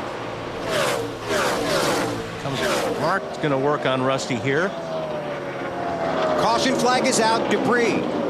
Caution for debris. 24 laps to go. Now the strategy stuff is really going to play out. This is exactly what you're talking about. Do they no tires? Do they stay out? Change 2 tires, 4 tires? And Robbie Reiser and Matt Kenseth, they did not want to see a caution flag. And you talked at the beginning of the day about track position being... Got to think that 17 car is going to stay right where he's at. I could probably be just a little tighter on exit. Well, like I said, they may just take 4. Behind her, probably. Oh, boy. If he comes in, there's going to be people that won't. Right. The guys in the back have a lot to gain. And that's the thing. When you're the leader, you're the sitting duck, because whatever you do, everybody's going to do the opposite. Well, this is going to be very interesting. Alan, what do you know? Well, just thinking about... We'll get back to that. Alan was thinking about something. He had a thought. I think his battery went down. And he was so strong. I probably put fuel in it, Robbie, just because of our problem. Yeah, it's this one. Our problem. You back, AB? All right, sorry about that. A little technical difficulty there on my part. Remember, we were just talking about how that 47, 48 lap run to the finish was going to make some people uncomfortable on tires. If you've had a car as good as Matt Kenseth's all day, I wouldn't take the chance. I'd come in and get 4 tires. Wouldn't you, Wally? I wouldn't, Alan. No? Just because of the track position thing we talked about, it's so important to be in that clean air. And I just think that track position's everything right now. What do you think, Matt? Pit road's open, but there's some debate on the 20. They're going, well, track position is so important. We didn't see anybody make a huge charge up through the field with fresher tires in the last run. They're waiting to see what the leader does. I bet Stewart does the opposite of 17. Kevin Harvick is the lucky dog. Here they come. No, Stewart's coming. And everybody saw who was the first car. No one. Here we come. Matt, how about the 20 pit stop? He said, here we come. The back end, though, a little nervous on that last run. Zippy's going to try to fix it with an air pressure adjustment. Marty. Greg Biffle, bottom of your screen, told us, guys, listen, I need a good stop. I want the tearaway pulled off. 4 tires, half pound out of the left rear tire, just a little bit tight. Alan? Talked about it before. Matt Kenseth's crew has held the lead on pit stops all day. See some 2-tire stops going on here. Kenseth is down and away and headed back out behind some other guys, Dave. Casey Mears gives up 6th position for 4 tires, a little bit more air in the right rear. His car was just pushing toward the wall a bit too much. He's out. And Jimmy Johnson, evidently 2 tires. He comes out in front of Kenseth. 8 spots he picked up. And we had guys in the grass getting off of pit road. Yeah, Vickers, I believe, had to take to the grass. Yeah. He took a 2-tire stop for Brian Vickers. Lots of 2-tire stops. This definitely shakes things up. Yeah. And this is what we thought would happen if the caution came out. Right. We'll take a break. When we come back, we'll straighten it out. We'll take you to the checkered flag. There are 22 laps to go in Joliet. It has been a spectacular afternoon here at the Chicagoland Speedway in Joliet, Illinois. More than 75,000 fans are here watching the 18th race of the NASCAR Nextel Cup season. Temperature in the low 90s, not a cloud in the sky. Beautiful day for racing. Let's get an update from those pit stops, starting with Alan Bestwick. Well, Steve Meal is Dale Earnhardt Jr.'s crew chief. You have the lead. How'd you get it? We got 2 tires instead of 4, but track position has been killer for us, and our car makes a lot of downforce, so it means it loses a lot of downforce in traffic. So typically when Junior runs by himself, he can run quicker than when he's around other cars. We just want to get him out front, get the Budweiser people a little bit of fun, and And I think there's a lot of good cars between us and the 17 that got to, and they're going to race like mad. So it remains to be seen what happened, but either day, these guys and all the guys in the shop and everybody cooperating at DEI have done a terrific job turning this thing around. Thanks, Steve. Thank you. Steve Meal, there's the thinking. And Earnhardt Jr. is the leader among the cars that pitted. Scott Wimmer in the 22 car did stay out. Well, Steve brings up a good point. There's a lot of cars in between him and Kenseth, and those guys are going to be racing really hard. So if Earnhardt can get out in that clean air, and we're talking about the downforce, clean air, that means it's pushing the car into the racetrack better. Matt Kenseth took 4 tires. He's 9th. Tony Stewart took 4 tires. He's 10th. Up front, the 8, the 19, the 25 of Vickers, the 6 of Mark Martin, Jimmy Johnson, and Kurt Busch, all with 2 tires. They don't have anybody a lap down pulling up on the inside of this restart. That was Kurt Busch trying to make a move on, is that Jimmy Johnson? And Johnson's going by Mark Martin on the outside. Brian Vickers looks to the inside of Mayfield. Wow, Jimmy Johnson got a start. Past 3 cars. And up Dave. Sorry, that's okay. Well, they were talking about it on the radio, the 2-tire change. Jimmy Johnson and crew chief Chad announced, and Chad said, well, what the heck? At least we got the right rear on there. That's what I really want to make sure we got changed. Like 3 wide off turn 4. Jimmy Johnson on the outside. Man, he's looking good. In a cushion. And 17 car. Here he comes, Kenseth. Awesome job, buddy. Wreck behind you. Wreck me. Caution is out. Jeff Gordon involved. He and Mike Bliss. I heard Mike Bliss. His day just got worse, didn't it? And it was already bad. Yeah.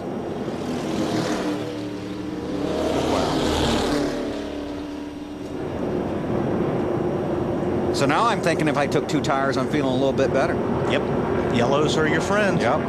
Kenseth has worked his way up to, let's see, 6th. Yep. 6th position. The more laps you can run under yellow, the less laps you got to have Kenseth trying to catch you. Yeah. And Tony's been right with him. Tony is up to 7th. See if we have any idea what might have happened. That's in progress. No. Right in the center. Let's go on board with the 11, Jason Leffler, and see if we can see anything. Well, there's Mike Bliss there on the inside. That's what happened. Yep, just got it. Got into Jeff Gordon's left rear quarter panel. That was pretty self-explanatory right there. You don't need to really elaborate on that one. Wow. So Gordon will take a hit on the points in addition to the hit on the track. And Jeff talked on the countdown to green about top 10s would be nice. Not today. Currently scored in 29th. So Scott Wimmer continues to lead. He stayed out under the last caution. Jeff in the ambulance. Mandatory ride to the infield care center. Earnhardt Jr. is 2nd. Then it's Vickers, Johnson, Mayfield, and Kenseth. It's a cooler, really. It's like a big cooler. You need to go in there and cool off for a little while.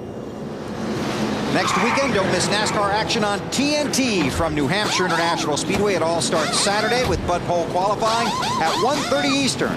Then at 3 Eastern, it's NASCAR Busch Series racing from Loudon. Next Sunday on TNT, the race to the chase continues with the NASCAR Nextel Cup Series, presented by Subway. Coverage begins at 1:30 Eastern with the Bank of America countdown to green. More NASCAR next weekend on TNT. Let's talk to crew chiefs. Alan? Robbie Reiser, Matt Kenseth's crew chief. Have you ever heard the phrase sitting duck when that last caution came out on the pit strategy? Well, I mean, we've had the best car here all day, and it's a real, tribute to all the guys back in our shop. They work really hard. All season long we've struggled, and they've done a lot of work for us to get the car running like this today. So, whenever you got the best car out there, you got to put tires to it, and that's what we did. Put tires to it, and we'll see what happens here. Got 3 in that little short run of racing. Does Matt think he has enough time to get the rest? I think we got, hopefully we got enough time here. Otherwise it's going to look like a bad call. But, rule of thumb is you get the best car, you put 4 tires on and go for it. So that's kind of what I did. I knew I was going to get beat by a few guys that put tires on because, they got to gamble to try to get this thing. So we got to back up there and get them. All right, Robbie, thanks. All right, thanks. Matt, yours. Tony Stewart has climbed up 3 spots now. Zippy, how does this shake things up, the caution, looking at some guys have no fresh tires, 2 tires, and 4 like yourself? Well, I think 4 tires is the best thing. It's hot here today. Goodyear's brought a really cool tire. It kind of gives up if you abuse it. We've seen some blisters. We've seen some guys wearing stuff out. Kind of puts it back in the driver's hands of how hard they can go and which corner they can push it. Home Depot Chevrolet's been great for our second one this weekend, but this team's done a great job. It just shows kind of what I think what this team is made of. Nobody put their heads down. Everybody just kept digging all weekend. Guys at the shop brought us up another car, and couldn't be prouder to just be part of this group here and the run we've had in the last month. Tony, I know he's hurting, but he's hanging in there. He's done a great job today. And describe the turnaround, because yes, Michigan was a huge indicator, but you had a plate win and also road course win. Does this mean you guys have turned the corner in the non-plate racing like here at Chicago? Well, I hope so. You know, this is a racetrack we've run really well at in the past. We've got good cars, we've got great motors. We just we needed to put everything together, and we've been able to do that in the last couple of weeks. So hopefully we won't forget how to do that. We'll continue it, and you know, just like I said, proud of everybody at Joe Gibbs Racing for their effort. We got off to a little slow start at the beginning of this year, and you know, they've all stood behind us and been digging, working a lot of hours, and you know, everybody in this sport works a lot, but you know, it's easy to get down and get a little stale when you're not doing good, and our guys have worked really hard. I'm proud of them. I'd say they've had some good runs here at Chicago, a 3rd, a 2nd, and last year a 1st, and he currently sits 7th, Alan. All right, I'm going to lean across the car chief, Mike Kelly, pardon me, and talk to crew chief Jimmy Fennick. Jimmy, you took 2 tires on that stop. He's going to talk to Kurt there for a second. You took 2 tires on that stop, but you had a little trouble getting off pit road. Do you have enough time to get back what you lost? Well, we gambled on 2 tires. Some of these guys took 4, and then we were coming out as the 32 was coming in, so that kind of set us back. We had to stop, so we lost all our track position there. So we'll see what we get out of it. All right, Jimmy, thanks. Still under caution here at Chicagoland. Not getting enough NASCAR today. How about tomorrow night on CNBC NASCAR Gold? They go behind the scenes to look at the sport. It's an in-depth 1-hour look at NASCAR, from the corporate boardrooms to the pits in the Daytona 500. NASCAR Gold Monday night at 8, and again 11 p.m. Eastern on CNBC. Well, see, Sterling Marlin's 40 car is about to give up to Ghost. I think Sterling might as well ease on down to the garage here and beat the traffic. If he can get there. Doesn't sound too good. Bring it on in, boy. Scott Wimmer in front, and I talked to Bill Davis this morning, his car runner in the garage. He says, we're not ready to win, but we sure do need a good finish. They've basically crashed out, according to Bill, in 9 of the first 17 races this season, and a lot of it not by their own doing. And when you've got a young guy in your car, you got to get him laps, and Scott just has not gotten a lot of laps this year. All right, we're just about to go green. 13 laps to go after the green flag is waved. Can Kenseth get up to the front? Can Junior get by Wimmer? It's like Jimmy Johnson last time was a hero on the restart. And experience versus experience, 2 tires versus 4 tires. Waiting. Green flag back out at Chicagoland. Green flag, green. Junior got a good restart. But here comes Jimmy Johnson on the inside of Junior. That's Vickers. Brian Vickers. With Vickers. Johnson's going on the outside of Vickers. Vickers had to back off the gas down in 1, and Johnson goes by. Shot fire. Got to run.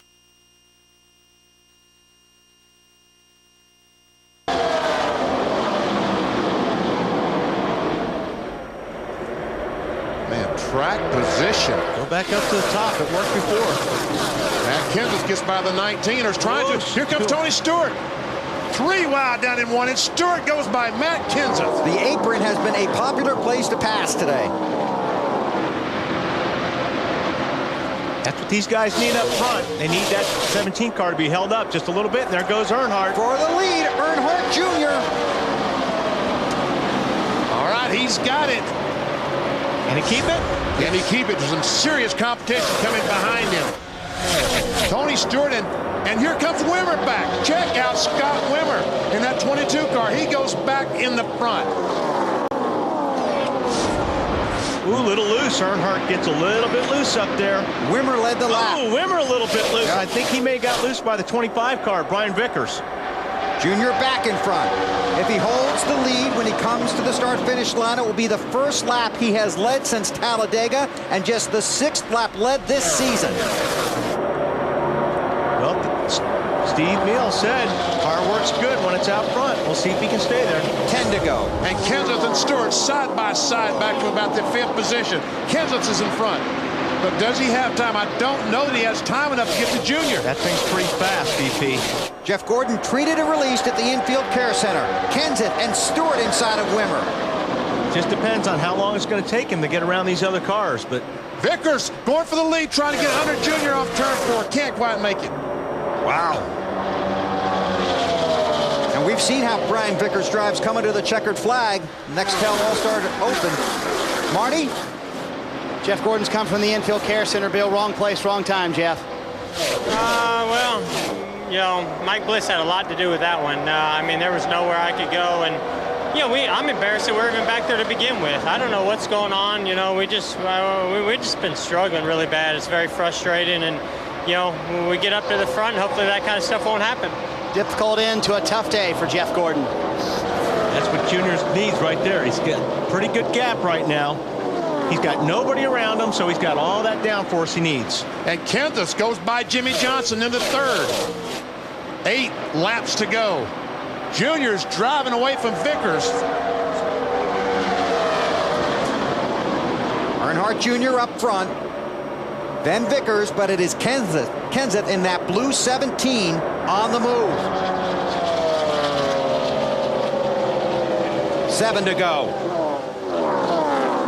Matt took 4 tires, as Robbie talked about. He has had the best car all day. Matt has led 176 laps. Hey, what, Junior's standing up in the seat right now. Well, he is. He's the fastest lap that time was run by Dale Earnhardt Jr. And this is what we talked about earlier, being out front. That's the advantage. Vickers knows the 17 is faster.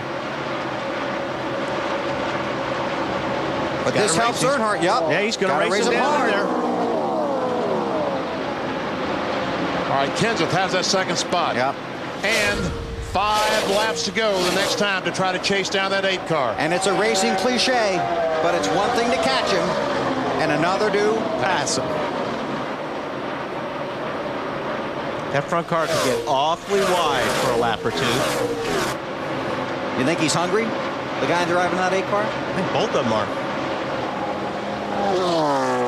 Earnhardt Jr. has struggled all season and has struggled really on these 1.5-mile type tracks. His last win came in Phoenix of November last year, 20 races ago. His best finish so far this season, 3rd. Earnhardt Jr. took 2 tires under the most recent caution. Matt Kenseth in the 17 took 4. But as Steve Neal talked about, see, the crew chiefs, when they make the decisions, they know what kind of cars they have. The 8 car, heavy downforce car, it's going to run much better out in clean air than it does back in traffic. And he's got him out in front. It looks like he was correct. The last time, Kenseth a little bit faster, about 0.2 of a second faster than Junior. But Kenseth, when he gets back to the back of that 8 car, may lose the balance on his race car. That's going to help Junior as well. There's Jimmy Johnson going under the 25 car for the 3rd spot. Takes it from Vickers. Go, Junior. 3. You know Junior is driving the wheels off that thing right now. He wants this bad. But Matt was 0.2 of a lap, 0.2 of a second faster on that last lap. Last couple laps, he's been 0.2 of a second, but don't think he's got enough.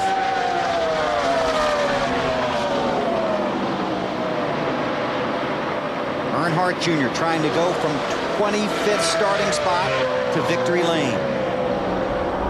2 to go.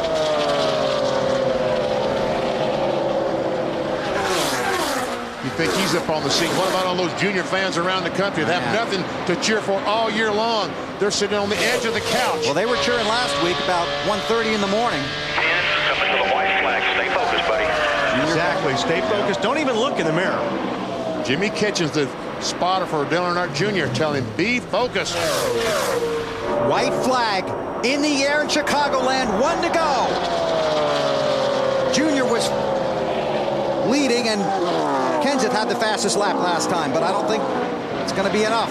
It's going to be close, but I agree with you, Bill. I don't think he's going to be able to get him. Down the backstretch for the final time.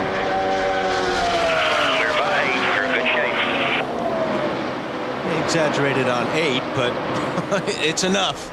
Through 3 and 4, Dale Earnhardt Jr. has struggled all season, but today, the Great 8 goes back to victory lane. Earnhardt wins in Chicago.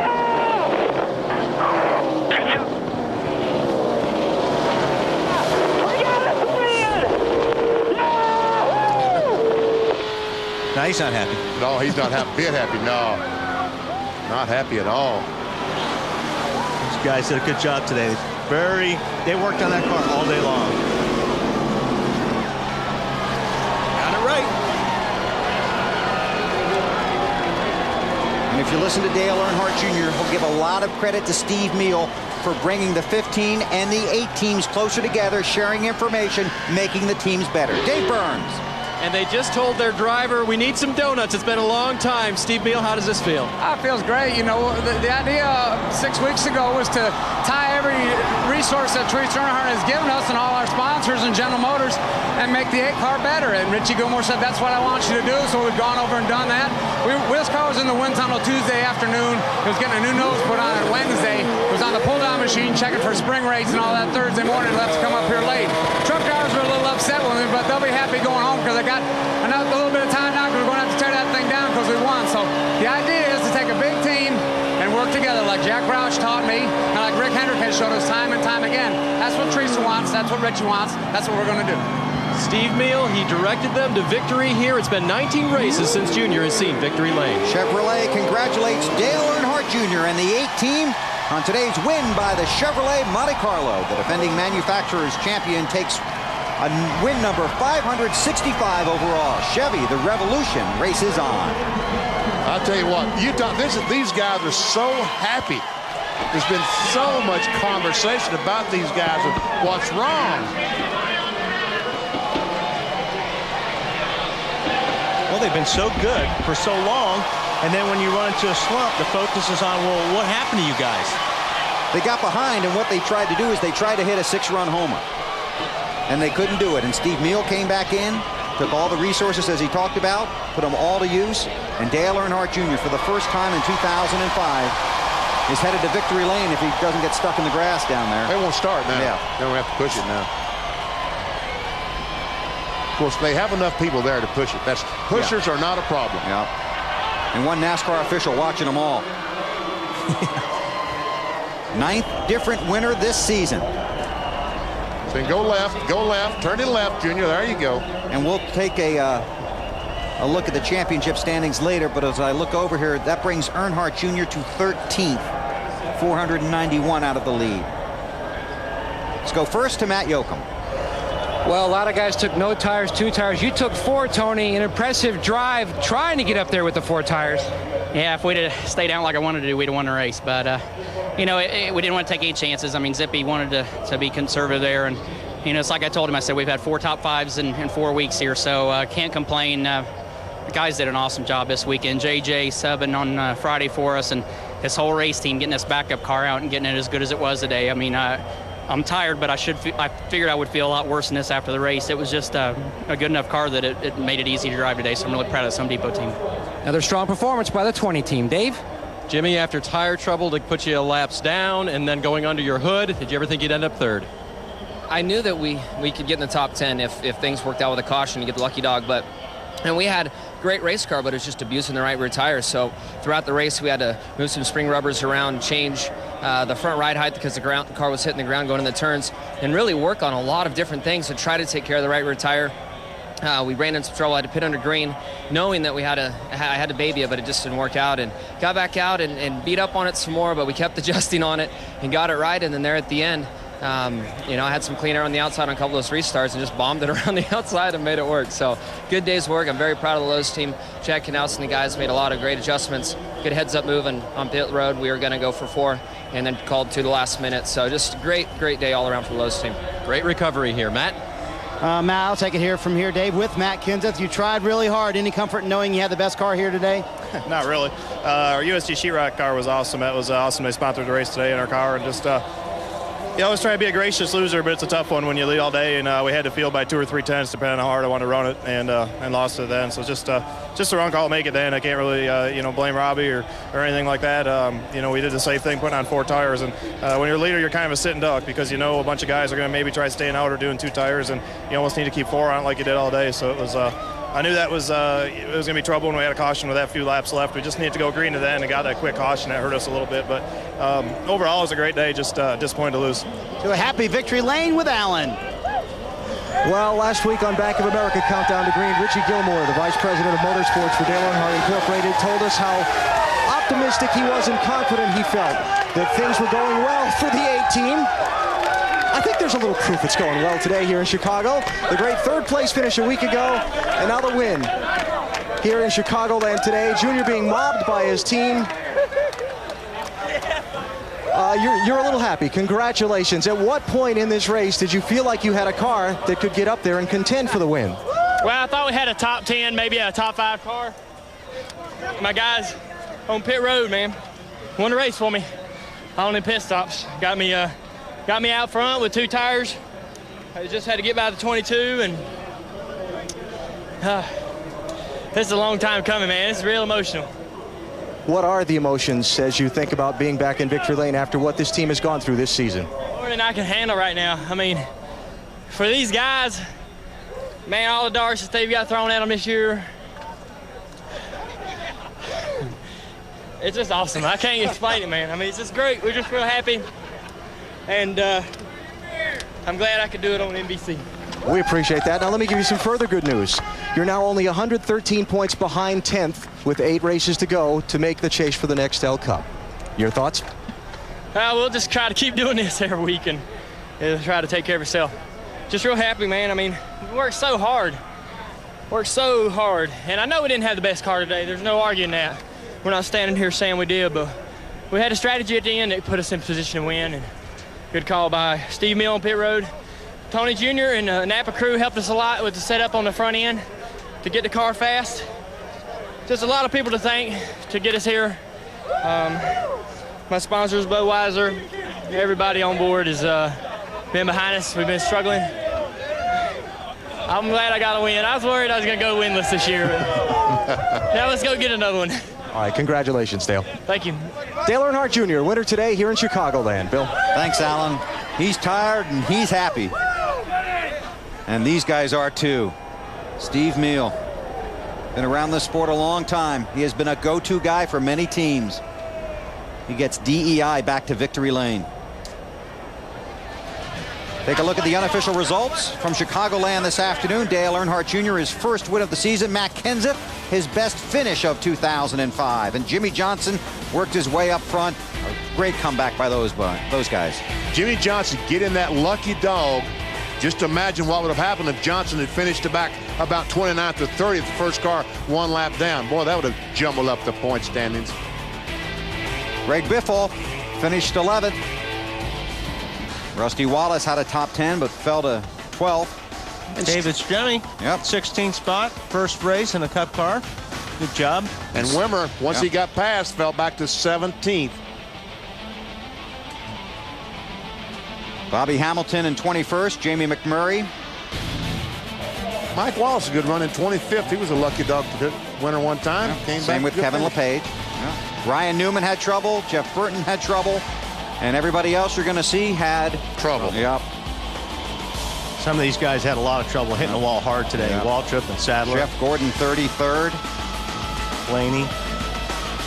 Casey Kane. Yep. Difficult day. Take a look at the championship standings. Halfway and 8 to go to the cutoff point and the chase for the championship. And it is a top 10. 400 points doesn't matter anymore. Jarrett, 409 back. Carl Edwards is now out of the chase for the NASCAR Nextel Cup. Next weekend, don't miss a weekend of NASCAR action on TNT. Saturday, it's Busch Series racing from Loudon at 3 Eastern Time. Then Sunday, Nextel Cup racing from Loudon, presented by Subway at 1:30 p.m. Eastern. Coverage begins with the Bank of America Countdown to Green.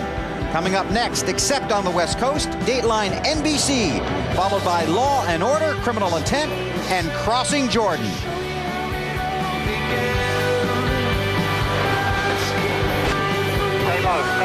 Dale Earnhardt Jr. has struggled all season, but today the Great 8 goes back to victory lane.